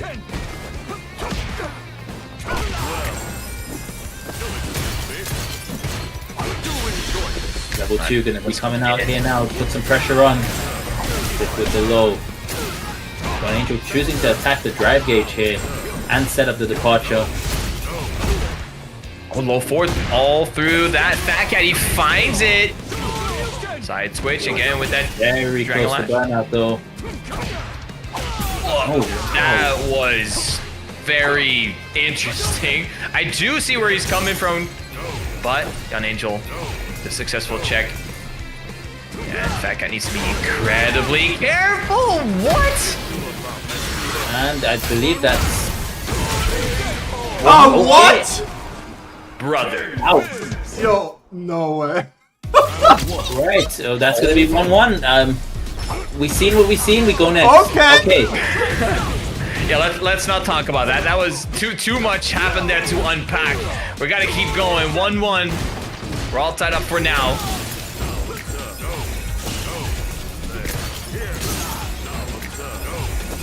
That was a great answer there though from Fat Cat. Very big brain. And now with all the momentum on his side, Jan Angel just glued to this corner. Takes the throw. Die fette Katze bewegt sich. Oh no, oh lord, he's coming. Oh yeah. Ooh, the trade. Yeah, Fat Cat knows he only needs like a jab. One more trade will be enough for Fat Cat. Oh, tries to drive impact, gets command grab for his trouble. And this will be the round here for Jan Angel stealing that back. Gets the taunt as well. That's rude, bro. Very much in character for Jan Angel, however. Yeah, what a steal. I mean, yeah, he's an accountant. Embezzling these funds. But he's in his Sunday clothes, so no suits today.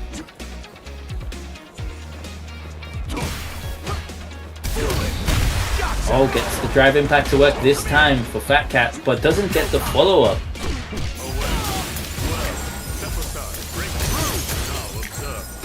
We're going full screen, just polluting the screen with psycho power. Oh my goodness, Fat Cat struggling. Tries for the run into the Dragon Lash, doesn't work out. This is going to be level 2. I'm not sure he's going to be able to survive this. He isn't. That's going to be 2-1 now to Jan Angel after that impressive start from Fat Cat in the third game. Ends up losing that. Lavushka, once again, speaking about great equalizers, that's the one. And Jan Angel needs one more game to move forward to loser semis. It's not quite there yet, though.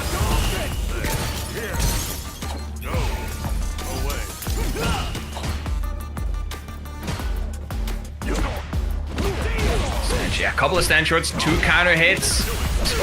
Yo, counter hit on counter hit on counter hit. We're interrupting each other for days.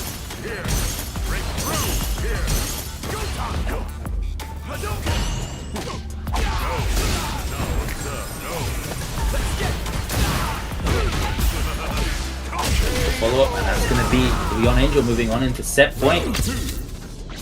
Jan Angel looking like he's recovered a bit from the shenanigans from the previous games. And there you go, that's the game plan right there. Putting him full screen. Respect the portal. The drive impact again. Jan Angel attempted the perfect parry. Didn't quite get it this time. Level 1, gonna side switch. Split the momentum. Ooh, gets the run step kick, but burns himself out. I'm not sure about that. Oh, that could have been a punish counter throw, but no. Jan Angel finds the level 2 and the side switch. Oh, the reset with the low fireball. And with that cheeky reset, Jan Angel takes it 3-1 over Fat Cat.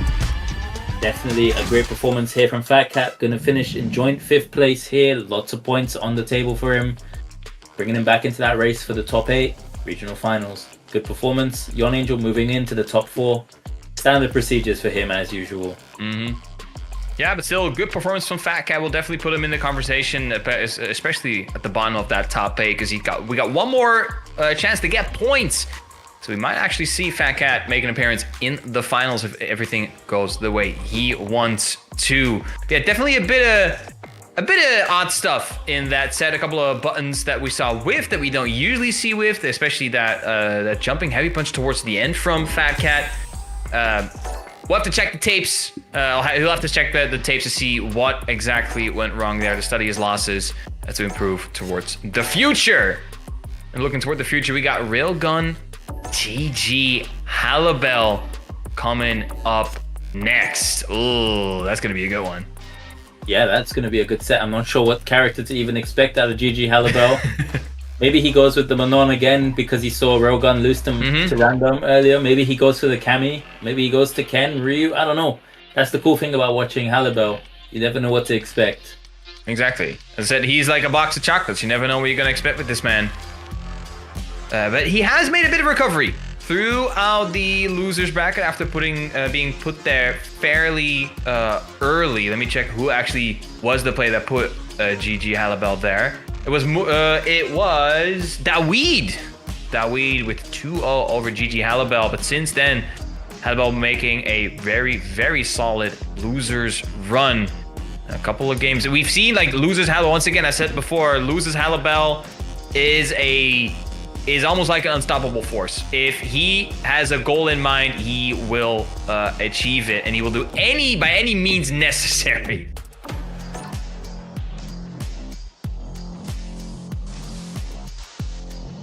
We'll see here now, coming up anytime now. We're just waiting for the players. And once again, chat, the match arena is still open, even though we've smashed our goals, both of them 100 and 150. We're almost at 200 as well.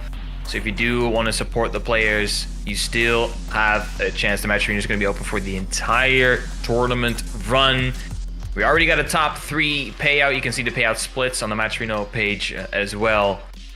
So if you do want to contribute toward the players, because every single cent goes towards the players, because they're putting on a show here on our great Sunday evening prime time slot. We got a couple more sets coming. Okay, now we're getting into top tiers. Ooh. Hey! Okay. Okay. We're seeing the counter pick here with the Honda. We saw Rickman's Barnet put in some work with the Honda a few weeks ago in the Northeast World Warrior.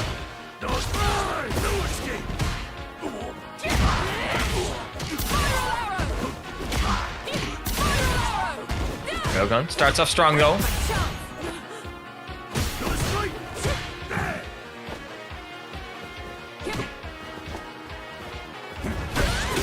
Oh wow, Halibel finds the hit. Alright, we praise the sun with the hand buff. Not going for the anti-air there. Yep. Honda is one of the characters that can reliably anti-air Kami with the headbutts. There's a couple of ways to deal with the Kami shenanigans, but so far Railgun does have the better of him. Okay, there's the pressure, but we find ourselves out of the corner. Railgun burns himself out of the progress though, but he needs one hit, yes, and into level 1. The level 1. Railgun answering back here, taking that first round of the first game. Ooh, just walk up. I think it was like stand medium punch.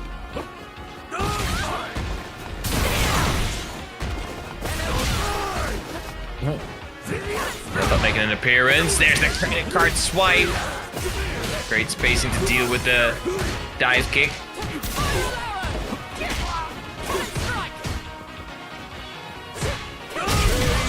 And he gets the headbutt punish counters there. Halibel puts around the board. Not getting the perfect parry there. Of course, harder to perfect parry Honda in this newer patch. I read it. Saw it coming. Knew that Halibel wanted to wake up with the level 3. That's a lot of resources to spend as well. Also, can we agree on that this is the best Kami color on that costume?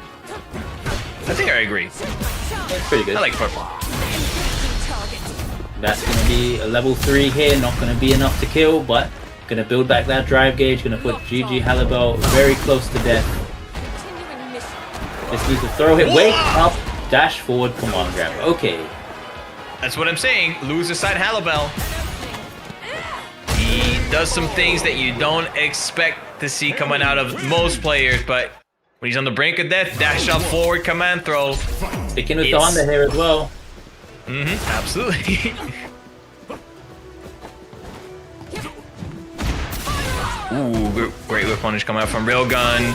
Seems to be undeterred by the Honda pick so far. Thrown again. Crucial throw tech. Does not want to engage the throw loop. Yeah, stat medium punch. Excuse me? Yeah, just went underneath, picked the wrong strength of DP maybe. Alright, butt slam. Parries here on Honda's butt slam. Nah, he's...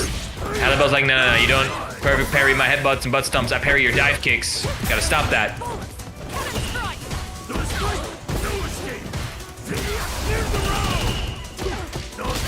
Ooh. Hold on.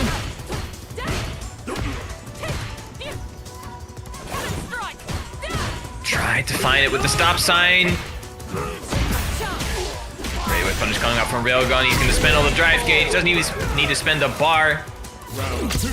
Once again, Railgun keeping himself calm, collected, not overextending, very measured.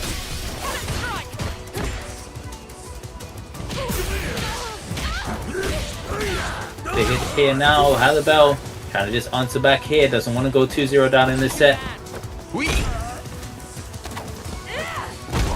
Another throw. Throw. Oh, anti-air there from Railgun. Gets come on grabbed. Speaking about throws, mine's bigger. Oh, but he gets away. No punish on the command throw this time. Seeing many headbutts to anti-air here from Halibel. Yeah. Not many at all, I believe. Yeah, we haven't seen many headbutts coming out from Halibel.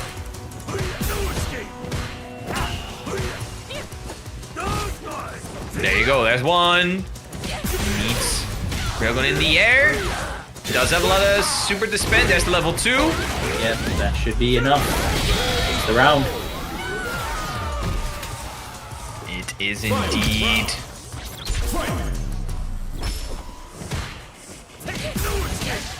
Again, that's that medium punch. One of Hana's signature buttons.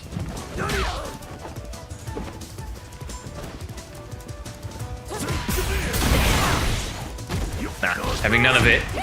Ooh, nice neutral jump to deal with the headbutt, but the perfect parry resets all of that momentum.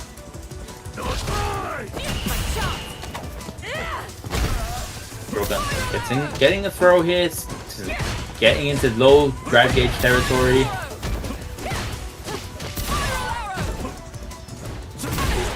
Ooh, great. Beautiful. Yeah. Hit. Not getting the hooligan throw that he wanted. This should be the round. Oh no, Halibel drops it.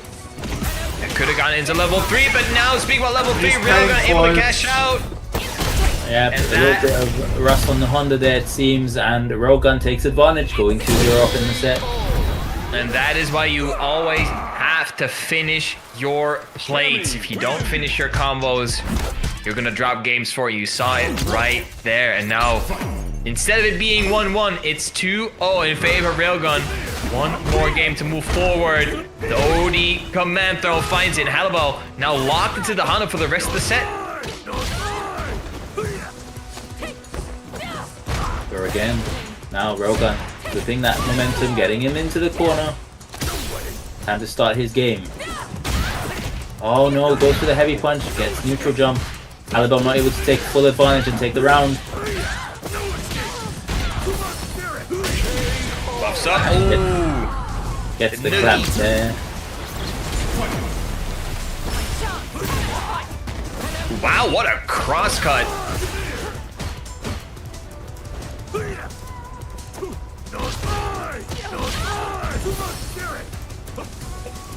Halibel maybe find a second win. Again meets Railgun in the air. Gets the EX Oito, and that's the round. 2-1. That was a rapid game from Halibel. Yeah, maybe this was the things we expected coming from Halibel. Let's hope Railgun is able to bounce back. Signs of life here from Halibel. For Railgun, just needs one more game. First headbutt I've seen on the dive kick. Definitely need more of those. But Railgun hasn't gone for too many dive kicks. There's been a couple here and there, but not. I mean, there's the OD dive kick. Yeah, that thing's rapid. Very hard to react to. Speaking of hard to react to, OD butt slam.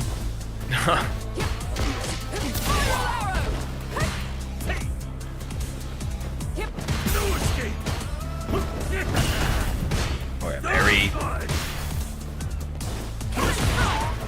dive kick delay. In the headbutt, yeah, very well timed there from Railgun. Some real RPS. Seeing right here, Railgun has to spend the super. Yep, having spent level 1 on having a little bit more health than most characters. Thank you very much to Jimmy for the raid. Congrats on making top 8 today. Low forward. Yeah, Railgun once again sitting on set point.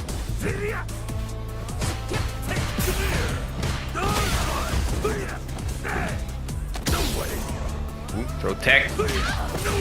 Again, a lot of air to airs. Halibel looking for that neutral jump. It's working out. Jimmy with a sweep.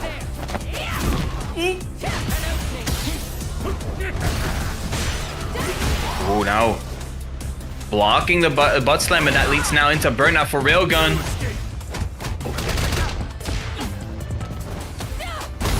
Oh, air throw.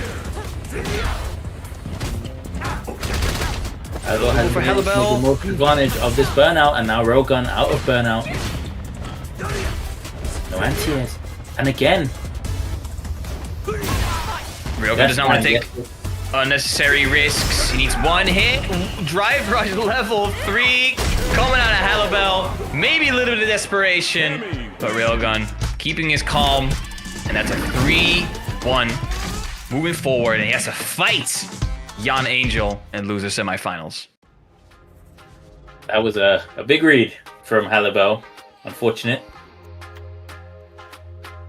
Yeah, I mean, I can see where he was coming from with that level 3 and the drive rush.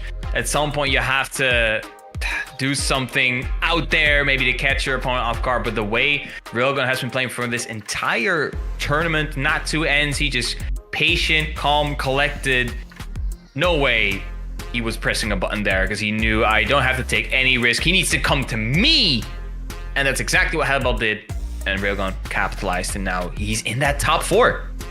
Yeah, and I think we should be looking at our Maturino now. Exactly. Once again, we're at 199. Plenty of donations coming in. Shout out to JNV11, Brave Young Jables. Is that how you say it? I hope so. Golden FA. And of course, Regis himself for all the contributions. And everyone claiming a code. We're literally $1 away for $200. Also, Votes for Cows with a $10 earlier today as well. I want to see, like, someone. I mean, can you donate $1 USD? Is that feasible? I'm not quite sure, but I want to see. Now I want to see that prize pool go to beyond that 200. Seeing it at 199, you know what? It kind of stings a little bit. I'm not gonna lie. Yeah, and you know what? We're going into our top 4, so still a little bit of time in the tournament left for you to get this prize pool a bit higher, guys. Also, reminder, it's September. If you want to support us, so we can keep outsending players to offline events, providing prize pools, and whatever, you know, consider subscribing. You're not only not seeing any ads, you know, but you get some emotes on top of it, you know, so... And actually, the biggest part is helping us out, you know? Yeah. As you saw before. We just did we'll send out Zerna to Evo because we got 200 subs recently. So if we get enough every time we get enough subscribers, we porting this money, you know, and then sending someone out to an offline event. Exactly. Support Regis, support the players. Of course, Regis has been organizing of Street Fighter tournaments for a long time now, putting a lot of his own time during weekends to get us great tournaments now for the Road Warrior as well, putting in all of that work. So shout outs to Ritas. September, I think you get like 20% off of subscriptions. So that's 4 USD or 4 euros. I don't know what's, I'm pretty sure that's 4 euros. So check out that sub button to get some cool emotes. And of course, ad-free viewing. We try to block the ads as much as possible. I mean, we never run them during matches, you know. Am I coming to Evo Friends? Yeah, I will be the Evo Friends, of course. I will as well. And oh my god, Tsukiyomi, thank you so much for the $1 contribution to the Matcherino. That's good to see. Now we need to go for the 300. But anyway, we are down to our top 4 winners finals: Random versus Chico, and loser semis: Yon Angel versus Railgun. Awesome. We see, Random's been on the tier all day, so we're gonna see now if Chico can be the one to stop this momentum. I don't even know. I need to see Random if he's even dropped it Thank you very much to Cantarell, I hope I spelled this correctly, for the €51 via PayPal, saying from the French FGC player, keep the good work. Yeah, thank you very much. Damn, shoutouts. Love to see all the support y'all giving to Road Warrior today, both in Matcherino, the subscriptions as well, with the big 20 gifted earlier today, and Cantarell with the 51 PayPal contribution. Love to see it. Yeah, and back to the topic, Shivs, Random versus Chico. Yeah, Random seems to be very much on it today, but then again, the question is, when is Random not on it? But so far, and I think Random has had Chico's number more often than not. And we know Random is going to pick the Manon. The big question is, what is Chico going to pick? I think he might see I think he has the Jury and the Mai. I'm not too sure how Sagat does against Manon. Maybe he's going to go with Sagat. It's been his character today for sure. He's been putting in some work. I don't know if he's even going to run the Mai. You haven't seen it at all today, even though we thought we would have. Yeah, plenty of picks that we that we can expect from Chico. Actually placed very well in last week's set and reset. He got second right behind Semi 28, also picking the Sagat. He is gonna go for the Muay Thai Master. Or King, I should straight say. Away getting punished for throwing a fireball. And no projectiles for you. But of course, first of 3, this is winners finals, so Chico, if it doesn't go well, has the option to switch characters. Random, of course, he's going to be on that Manon, and 4 medals already. This is not looking good. Answers for everything. Literally answers for everything. 5 and he medals. keeps answering questions, even though Chico's not asking them. That would have been the round if that was blocked. But it gets the shimmy here now. Chico, it's his time to shine. Let's go. Or hitting a fully charged DP with Sagat, that gets the neurons going, man.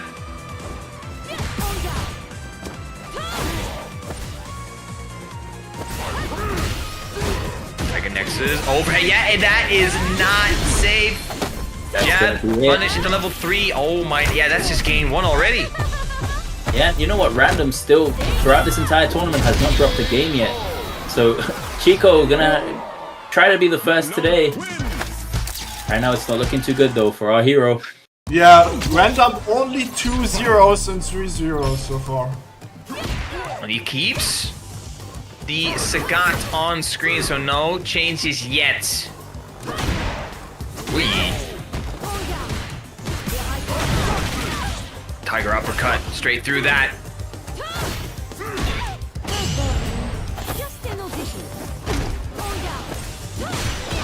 Gets burnt out here now is Chico. Still, Random is just in such control of this entire set.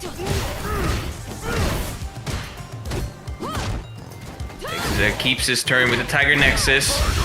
Ooh, Tiger combo into level 1, yeah. Got the drive gauge back as well.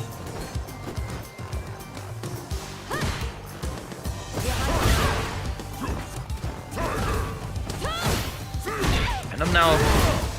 Life disadvantage here. Chico looking pretty good, but still, it's still random. That could vanish in a flash. Yep, and you know what? He's doing well to keep the medals to a minimum here as well. Oh no. Oh, random went for there, burnt himself out. Oh. No way. No. Don't tell me. No way! Brother. That's insane. very unfortunate. What can you say? The amount of times he actually found the last hit when he's really in trouble is actually insane. If you Google how to get away with murder, this clip, that clip plays. I'm for sure that was absolutely incredible. But Chico, okay. Level 2? Level 2 here. Okay, he had enough. Oh, shout out to whoever did the sound design for Sagat, because every single hit he gets, oof, couple of bones are being everything cracked. Sagat does actually sounds and looks like it really hurts.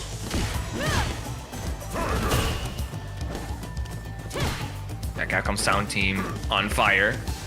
See if Chico's able to tie things up. That second round definitely more in his favor, but 3 medals here now on the side of Random. Exactly. So careful. Oh, gets the heavy punch confirmed, and I think this is dead. Yep, it is. Level 3, yeah, it Level definitely. 3. Chico bet it all. He did indeed, and it still came up nothing. Random extending his lead. He still did not lose a game yet. My goodness. To be fair, it is what we expect coming out of Random. Some say he's the king of Germany when it comes to Street Fighter, and so far, he has been on top of the region for a very long time. Reset into command throw. He's having fun with it now, and he gets the overhead punish counter. Chico just looking lost, sticking with the Sagat throughout the set, believing in the king. Oh, punish great. And did 2k damage. Blocks in time. Big punish counter coming out. Tiger uppercuts. There we go. Yep.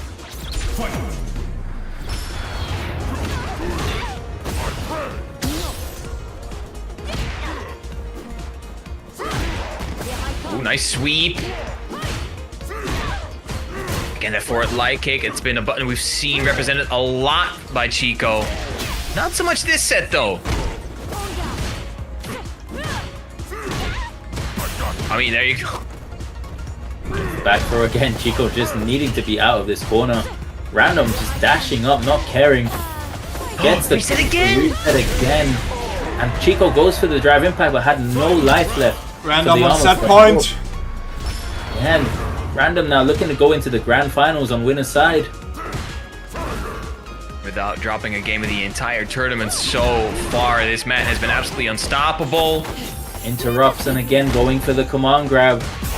Chico is gonna have to start moving. Level 3's punish counters level 3. Gonna take a lot of drive gauge here. Big damage as well. Random in a prime position. Could force Chico into burnout. Why he escapes. A forward heavy kick out of nowhere. Level 3 to get that drive gauge back and shrink that life disadvantage. Oof. Chico now just gonna be trying to take this back somehow. Random not going for the command grab there. Oh, has a guess! And the Random flawless still, streak continues. Yeah, Random still has not lost a single game this tournament. I've not seen someone incapable of guessing wrong as much as this. Like, he's guessed right on pretty much everything this entire tournament. How do you do that? I don't know. Every Random read needs has to been be. We need to study Random. I honestly think, because of course we know Random doesn't travel to events a lot. I think the only event he has traveled to was LCQ when he got sponsored by me, and there he made top 16. And he won it. Yeah, UFA last year.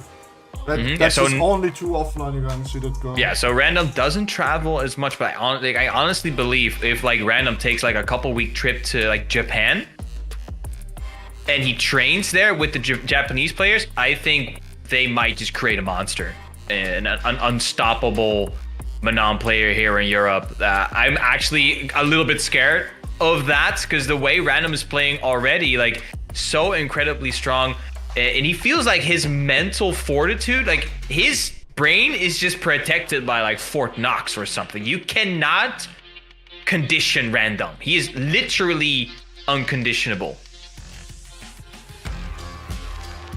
That's right. And Chico now dropping into the loser side.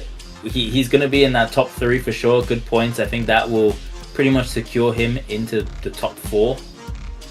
I believe. I'm not sure actually, because Halibel, if he wins the next one, might overtake him. Now Chico's sitting on 90 points and Halibel 85, so it is very close. It is very close. It's going to be topsy-turvy, but Railgun as well. He's also speaking sitting... about top tier talent in Germany, you know, Railgun versus Yon Angel.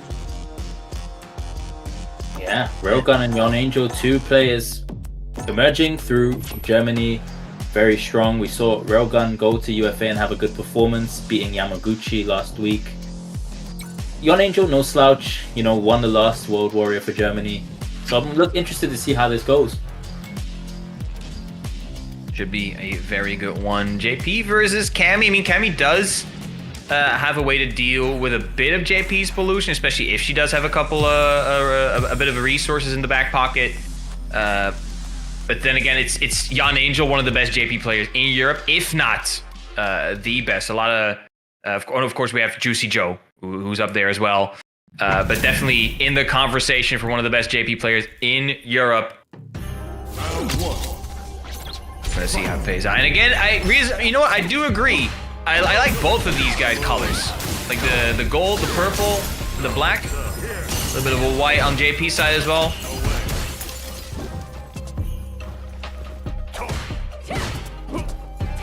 So we're going to see Railgun's approach. Very ground-based Cammy, but loves to sprinkle in those dive kicks and jumps as well. You know, he likes to see if you're looking for the jumps as well. Very solid on the ground. Gets the anti-air.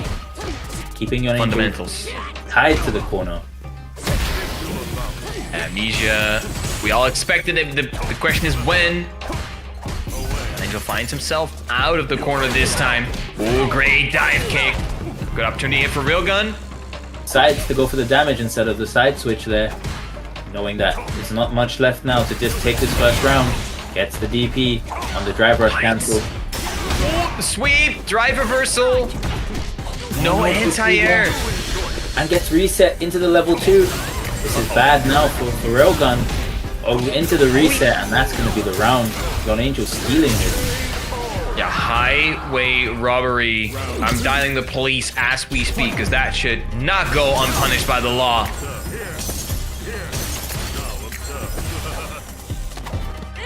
Just walking forward. Once again, calm, collected. You can still see Railgun with the measured approach.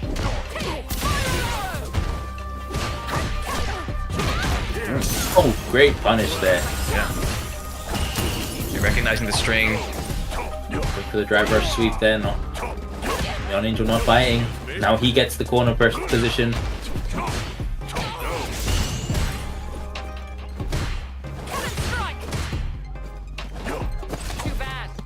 Punish counter throw on the parry. Going with another one. Oh, perfect parry this time. Yon Angel has level 2 available if needs be. Walks on the cane sweep, gets the punish. Leveling up the rounds.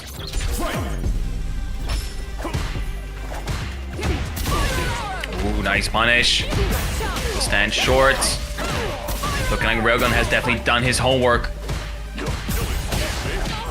Wow, Yon Angel finds himself out of the corner. No, big drop coming out of Railgun, and with a level 2, it's going to be big damage here for Yon Angel. She reset. That was actually pretty good for Railgun. Really. Yeah. Railgun still having to make a decision to not get burnt out. Goes for the level 3. Yon Angel not respecting the wake-up option. Railgun now going to be building back that drive gauge, getting big damage on the board.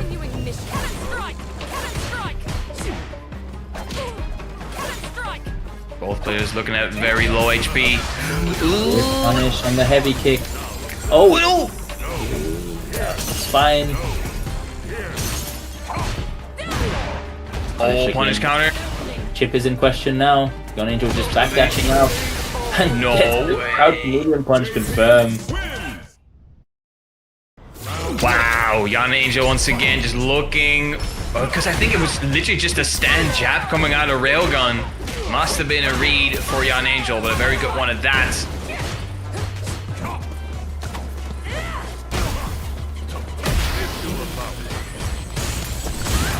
Nice block on the amnesia, not the second one though. Ooh.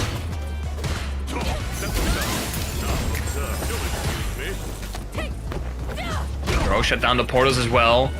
Looking good for Railgun here in this first round. Getting that confirmed there should be enough to take the round with level 1. Yes, it is. Railgun in that first round of the second game. Spin I think this drive, set will smash go up. the distance. I think this will be a 3-2. Both of these players very evenly matched. Would not be surprised at all if that was indeed the case. So these two look very evenly matched. I think they play each other a lot as well, so Oh, you know, definitely. we'll have a lot of 100%. information on each other. And German players, they play with each other a lot. Also play with players from other countries. These two are very, very much familiar. Ooh. There's counter on the anti-air for Railgun. He knows one good hit is what's gonna give him that game. Level 3 is gonna take it, yep. Nice, Railgun just interrupting the drive rush cancel with the level 3. Yon Angel could have gone into OD Amnesia if he had the read that was gonna happen, but didn't in that situation. Tied up for now, and yeah, Shivs, I think I agree. This might be one of those sets where we go all the way, the entire distance. Ooh, the Amnesia's baited this time.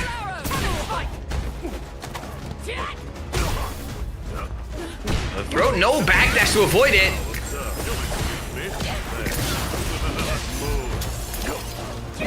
Another drop. We don't usually see drops from Yon Angel. We've seen a couple uncharacteristic drops in this set already. Reset. He had the drive parry button held down. Oh wow, air to air into the OD dive kick takes the round. Railgun just looking real convincing now.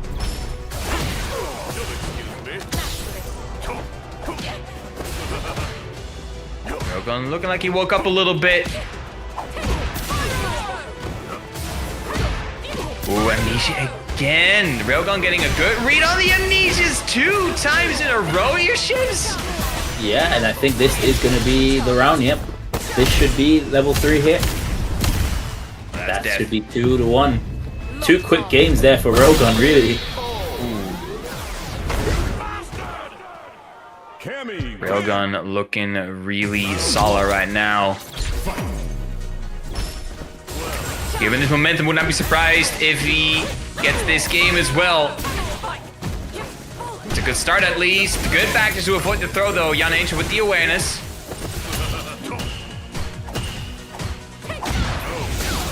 Nice counter on the heavy punch on Angel looking to bite back here.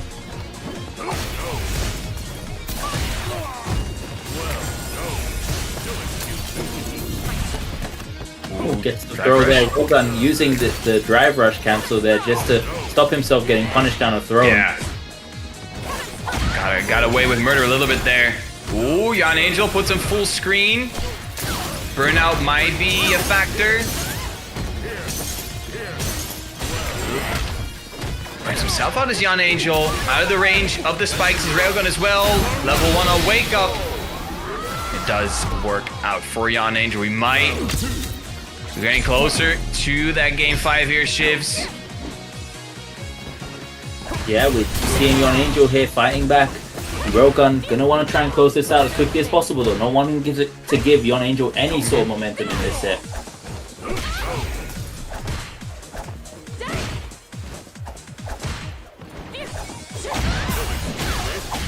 Yon Angel there, taking a more erratic approach to neutral as well, seeing a lot more neutral jumps, just trying to frustrate Railgun into making a decision. Punish down a reset. Oh my days. Expecting that Railgun was going to be holding parry for the reset. just stops the combo and does a throw to punish counter. That's going to be 2-2. Yeah, full 5-game set between these two, and we expected as much from these two great players. One final game between these two to see who can fight, or who is allowed to fight Chico for that grand final spot. Yeah, of course, and Rogan now, momentum on his side, has Yon Angel in the corner. Yon Angel close to burnout, but using his jabs there just to build some of the drive gauge back. Oh, wow! Gets the drive impact on a dive kick, gets the wall splat. Stays in the same side. Just pressuring with that medium punch. Oh, Yon Good Angel burnout now. now, though. Yeah. This is the Rogan. Oh, counter hit! Finds with the jab confirm. Amnesia still a factor, however. Of course, not like the OD Amnesia that covers throws as well, just covers strikes in that situation.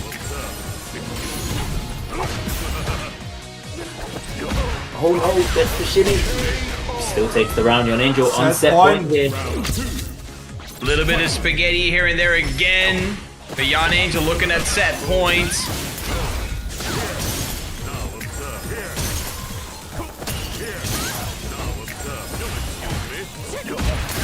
Still there, and he gets a confirm off of it too. Oh my days, look at that damage. One more hit could spell defeat.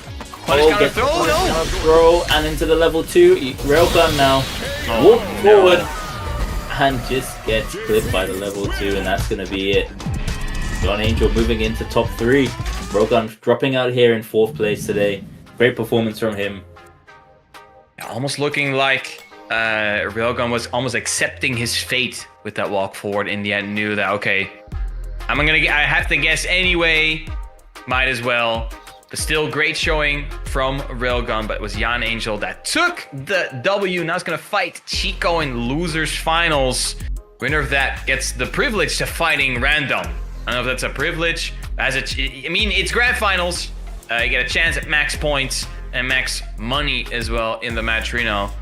By the way, shout out. I saw someone donating another 2 USD to the match arena, so shout outs to them for extending the prize pool even more. But we got 2 more sets here tonight, Shivs. We got the losers finals coming up first with Chico versus Yon Angel. We talked about players who are familiar with each other. I mean, they have met before in this very bracket, winners finals, and it was 3-1 in favor of Chico. Started off with the jury, it didn't work out, and then it was the Sagat who worked out great against Yon Angel.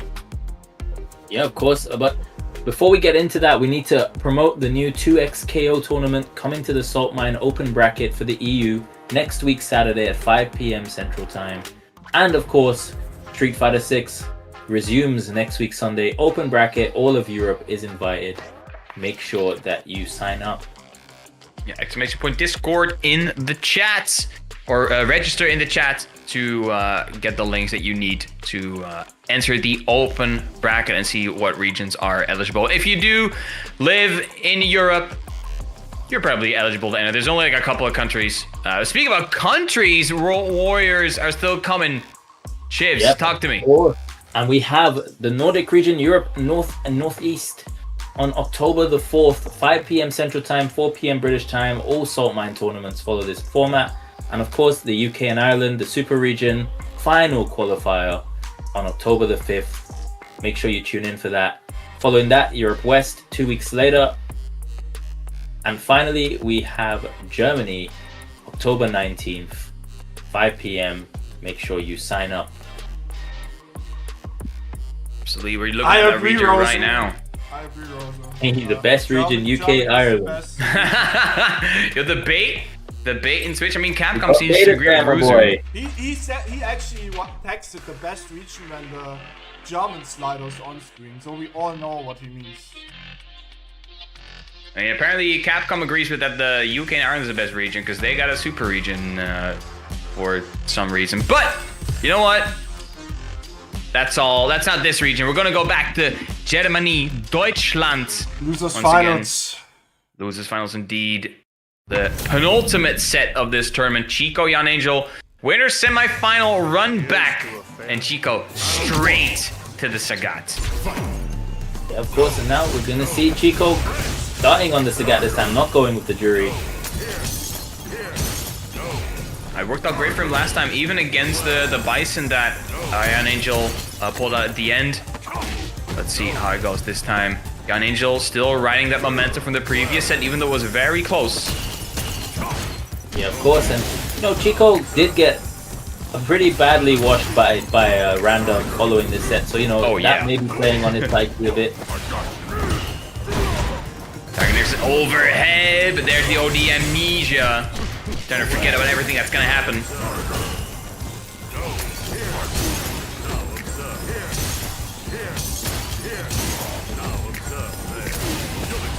Oh my days. From that top rope, got the juggle. Oh my goodness. Got in with a very good start. Stands to them juggle points, and he's showing why right now. Big damage. Takes the first round of the set. Absolutely.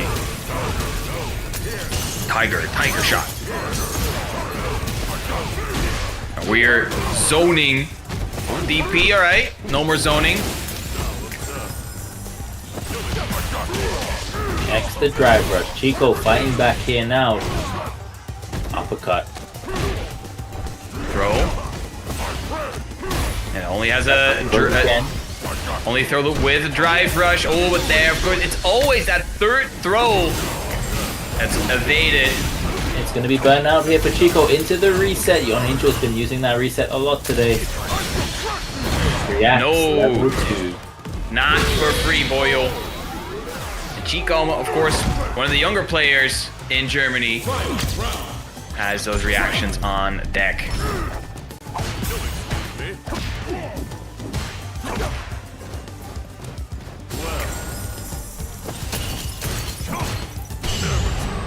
Perfect parry there on the crouch jab.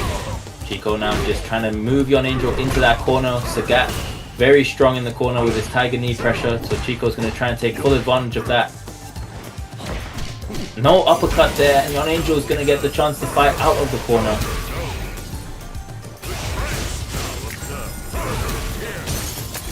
Both trying to chuck projectiles at each other or plant some spikes. Chico with the live lead so far. Just chilling. And if Yon Angel is happy to keep Sagat there, full screen, not have to deal with anything. Using a level 2, not getting too much out of that, but still keeping his screen positioning. Now actually, Yon Angel looking at I think a small life lead. Oh, no, never mind. Let me shut up for a second. There, but gets the sweep punish. Look for the meaty fireball, but not quite there. Stand short again. I think that's one of the big advantages for Sagat. He has such long range, both with projectiles, but also his limbs. They go like almost 3/4 screen, especially looking at like crouch heavy punch, stand heavy, stand medium kick, crouch medium kick. There's so much range. I think Yon Angel this time is going to just stick it out with the JP. Not going to see the Bison here today. Probably going to try and figure out the matchup a little bit. You know, this is a position where he's pretty safe in the leaderboard, so time to like practice these matchups. Same for Chico. Probably going to try and get the Sagat at a level that he's comfortable with. Taking that round with the level 1. Definitely looking like Sagat is Chico's character. Definitely the character he looks the most comfortable with so far, at least wants to be the most comfortable with. Yeah, and that fierce into level 1, he knew exactly what was going on. And Chico looking very strong. Oh, short. Also, I did see Yon Angel expressing his displeasure about Sagat in the chat earlier. He was. So maybe not a character he's the most familiar with how to fight yet. And that's going to be it. That's going to be 2-0 Chico. With a perfect to boot as well. Chico really wants this run back. Yeah, he does. Punish counter throw, 2k damage just for free. That's alright.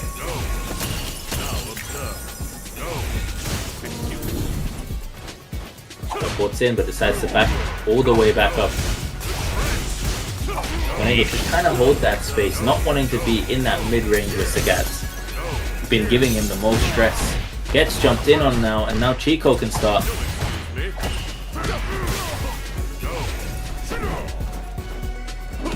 Couple back dashes. Young Angel want to create that space. Chico once again just chilling. Getting in footsie's range. Knows he has such long limbs. Gets a throw.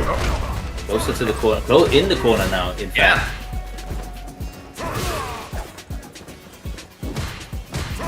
He's scheming. Ooh. Again, that forward light kick. Close to burnout though is Chico, and Young Angel has level 2 available. Gonna be the level 2. Now, yeah. Burnout pretty much guaranteed here. Yeah, absolutely. All of it off though from Chico. Very well there to navigate all of that Labushka. Taking minimal damage there. Chico is sitting on a couple of supers as well. There's the drive gauge back. Instantly trying to snipe with the OD Tiger shot. What was that? Traded with the heavy kick. And gonna take the round with the OD Fireball. Chico's moving on into set point to get the run back with Random. Cheeky Chico, the Sagat, working so incredibly well against Young Angel. Young Angel looking a little bit lost to how to deal with the Sagat. Also, the patience coming out from Chico has been absolutely crucial. Gonna see the level 3 here, not gonna be enough to kill, but no, Chico deciding against it, burning himself out. Back throw into the corner. Buffering as well. He knows nothing after the forward light kick. And if you're Young Angel, you're thinking, can I even DI this guy after he's replied to all of them so far? Big question. Oh, just doesn't block, but Young Angel wasn't ready. Chico has drive gauge back. Sweep is there. Throw to give Young Angel himself just a little bit more life. Chico still looking at set point. Big parry here. Chico gonna just take him to the corner. Not in range to sweep punish the cane sweep. Young Angel getting the opportunity now to switch the sides. Put up the OD departure and just get some space back into the match. Too close there with the fireball, and Chico punishes with the level 3. Yeah, that was definitely not safe, and Chico recognizing that immediately. Big damage. Young Angel, the drive gauge was not looking too healthy, but now it's all the way back up. Just a couple of parries. Tried to do the OD departure, but gets hit by the fireball. Chico now maybe one touch away. 2 throws from winning the set. One throw there. Now, what is Young Angel gonna do? Chico only needs a jab. Yeah, level 2. He wanted that, needed that level 2. And Chico blocks as much as he can, and still gets hit by the Labushka. Blocks all the ghosts. Still in burnout, but it's slowly coming back. Chip, it's not a big risk. There's the drive gauge. On jab to teleport in, and that's going to be enough for Chico to move back into Grand Finals 3-0 over Young Angel. Absolutely, a domination. 3-0. Looking like Young Angel was a little bit lost sometimes to how to deal with the Sagat matchup. Of course, we don't see a lot of Sagat in tournaments. So might just be a thing of character unfamiliarity, but that just shows that you need to be prepared for every single character. And yeah, you can see Young Angel not happy in chat, but again, still great performance coming up from Young Angel. 3rd place, so still a decent haul of points to solidify his spot in that top 8 winner side even more. But Chico gonna get his run back now against, I mean, he just 3-0'd someone, but he's gonna fight the person who 3-0'd him. Yep, Random still hasn't dropped a game this tournament, so now we're going to see if Chico can be the one to at least stop him a little bit, or if this is going to be same old story of Random winning. You know, Random, 100% success rate, been top 2 every single one of the World Warriors in this season so far. Yeah, this is crazy. Has been in the his worst resort, his worst World Warrior resort was 2nd place. Yeah. Yeah, Random is probably just the king of Germany at this point, if you ask me. If you look at his results, absolutely immaculate. But I mean, it doesn't matter, you know. Last year it looked pretty much, you know, like it looked kind of similar, and then Halibel won, you know. all it counts is season finals. season finals at the end, you know. I think it's also a matter of time until we see Random at Capcom Cup again. But speaking about cups, we got more tournaments coming up. Next week, we add 2XKO to the Saltmine lineup. That's next Saturday, 5 p.m. CEST, EU Open Bracket, and the same goes for Street Fighter V. Also, the EU Open Bracket returns on the Sunday after that. Check out the Discord for all the rules and how to sign up for these tournaments. I'm very excited to see 2XKO. Definitely, after playing the game a lot the last week, I definitely feel like this is going to be the next big fighting game. But that's going to be later on. We're going to go back to Street Fighter, to our grand finals. Going to get into that momentarily. And one final shout out for the match arena. It's still open. We're at 202 USD. So that means we're going to get a guaranteed top 3 payouts as well. And Anonymous again with a 5 gifted subs. Thank you so much. Ladies for support and today. gentlemen, grand finals, Chico versus Random. He's going for the jury. To the jury this time, wanting to just, stop this momentum. The cigar it looked dark. Yeah. I mean, This the is a better thing I always say is change the process, change the outcome. So if you try to do the same, you're not gonna get a different outcome. But so far, Random has different plans. Yeah, that's not how you want to start there. Perfect already, 4 medals. Interrupted there on the drive rush cancel. Chico not able to get any momentum and gets reset the same way again. Random just catching him sleeping at the wheel. And this is going to be, I think, near dead. Yep, that's dead. Double perfect. Perfect. Yo, Oh my double, goodness. double P. Yo, big PP. Boy, this is... You know what? Random might just speedrun this grand final. I don't know. We're hoping to see Chico answer back. Does someone have the stopwatch ready? Because I need this is probably going to be a world record for a grand final speedrun. Just Chico, he's fighting back. jinxed it now, you know? You can't disrespect exactly. Chico here. He is very, very good as well. Very solid player. Random's just looking unstoppable today, but Chico is capable of taking this all the way back. This might be the spark that he needs. He does. Already he did better than previous game, but it's just that random factor, you know. When Chico finds the confirmed level 1, yep, there you go. Puts around on the board. Will Random lose his first game of the day here? I think so. You know what? I think so. That first game was just data for Chico.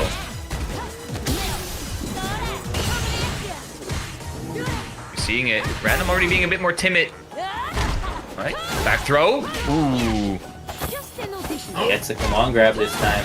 This is where the problems start for Chico. Once he starts to get those medals up.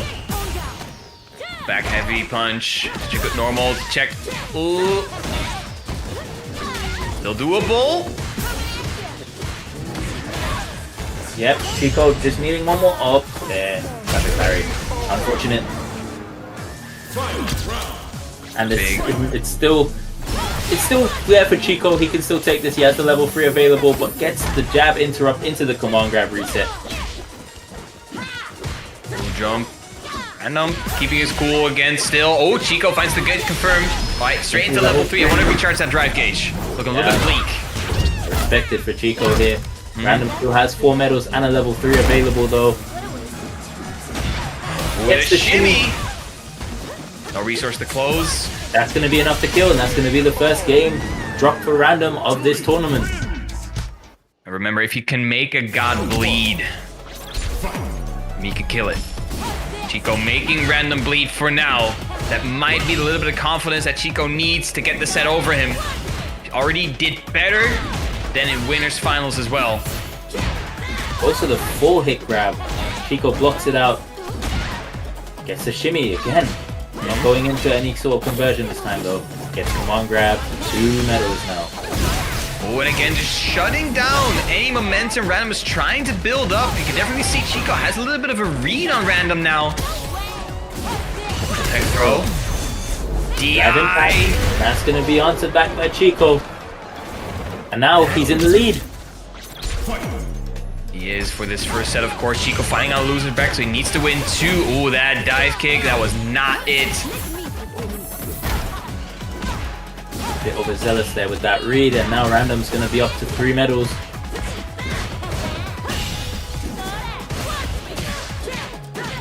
Medium punch. You see though, the rivals are giving Random a lot of trouble in the matchup. Oh, Jimmy almost there. Level 2, that hits. Sorry, gonna whiff. That should be the round if Chico has the combo route down. Should be. Oh no, drops it, but still gets it. Chico 2-1. Didn't want to burn himself out just in case. I respect it, but that's fine. 2-1 here for Chico. Alright. Alright. Yo, we just got the $100 donation by Iron Power. Whoa! Yo, shout out to Bringing the Iron prize Power. pool up to 302. Maybe that's why Chico started playing a bit better. He's like, yo, extra hundo, let's go. Extra hundo, no more Sagat. I want to win now. Yeah. $1 million character. I need that money. It ain't over till it's over. Great anti-air, shut down that aerial offense. It's a lock though, so no stun. Sweep. Chip. Chico on reset point here. From the first game being a double perfect to this, we are seeing Chico just answer back emphatically here. Shin Chico definitely looks like he's figured something out. The momentum, we're just getting a couple of good reads in general. However, it's still random. You need to be careful. Nice DP. Level number 3. Uh-oh. Be burnt out here. That's going to be a round. Random fighting back here, not wanting to let Chico just run away with this first grand final set. Going to try and close it out here if possible. Or at least force out a game 5 if he can manage. Gets the command grab up to 5 medals now. This is where Chico's really been struggling.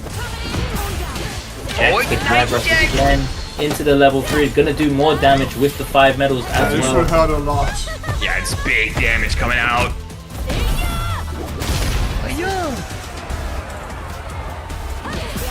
No anti-air with a medium punch. Another perfect. Final game in here. This first grand final set. We're gonna It's either reset or tournament win. Exactly.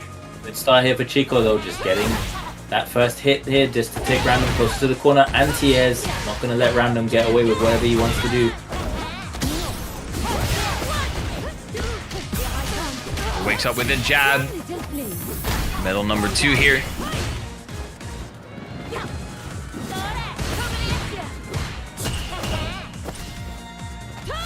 Careful, Chico, you're close to burnout level 1. Yeah, that is a punish.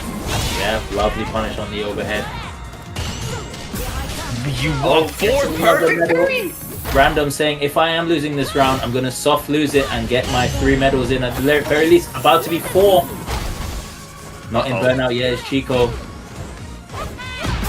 Oh no, and that's going to be the round. That dive again was not on it. tournament point! With 4 medals. 4 medals. No gauge at the bottom, but that's okay. Yeah, with these amount of medals, you don't really need them as a Manon Really player. a character who needs it that much, right? Puts out the fireball.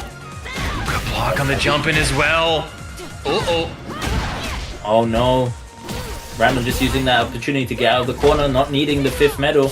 That's... Oh, One more not hit. quite yet. That should be it. That's the tournament. Random gonna take it here. Congratulations to Random winning World Warrior Germany number 4. Definitely made Random sweat a little bit though. Was Chico definitely close to getting that bracket reset, but in the end, Random still too good. Random has 2 second places and 2 wins now. I think that should be enough to guarantee him first going into regional finals. So if he doesn't feel like entering the last one, he doesn't need to, but probably will just to get the practice in. Congratulations to Random and to Chico for getting that 2nd place. Yeah, absolutely. Yeah, Random just showing why he dominates this region. Absolutely great performance, but great performance from everyone at shared 7th place. We got Bonjo on the Jamie, then MDZ Jimmy on the Ryu, and then on shared 5th, we got Fat Cat on the Ken. GG Halibel rocking. You can put like a Mario Kart item box. He played the same amount of Ken and Honda, so I picked Honda, you know, so... And Shivs, why don't you do the honors? What's our top 4? Our top 4, the usual suspects: Rogun in 4th place with the Cami, Yon Angel with the JP, Chico with the Sagat, and Random dominant as ever with the Manon. Yeah, good games all around. That's gonna be it for today for World Warrior Germany number 4. Germany's gonna be back in a month as well, but next week we're back to regularly scheduled Saltmine on Saturday, the first inaugural tournament for 2XKO, and on Sunday, of course, as always, the open bracket for Street Fighter 6. So no more region limitations. Fight whoever you meet in the tournament, regardless of region. So come back next week on Saturday for 2XKO and Sunday for Street Fighter. That's it for us today. Shivs, it's absolutely fun. Yeah, it was an honor. Closing remarks before we rate someone? Yeah, it was great to commentate. Thank you, Farias, for the opportunity. Jeffrey, thank you so much. I hope you had fun, everybody. Where are we going? Ritas, tell us. Who are we gonna raid? Dr. African.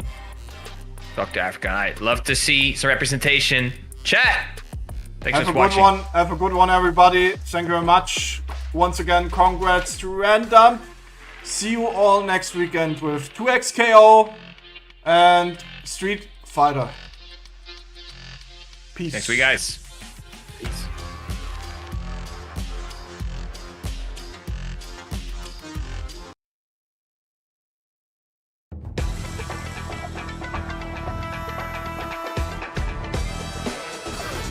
It's pretty much don't get hit moment.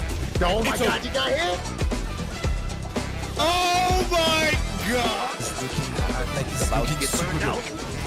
It was so clean. Oh, there it is, the nice reaction to DI. Didn't want any of it. Trying to drive push again. Caught him jumping back. Overhead, still going. Yeah, he can indeed just chip, but... Oh, no way!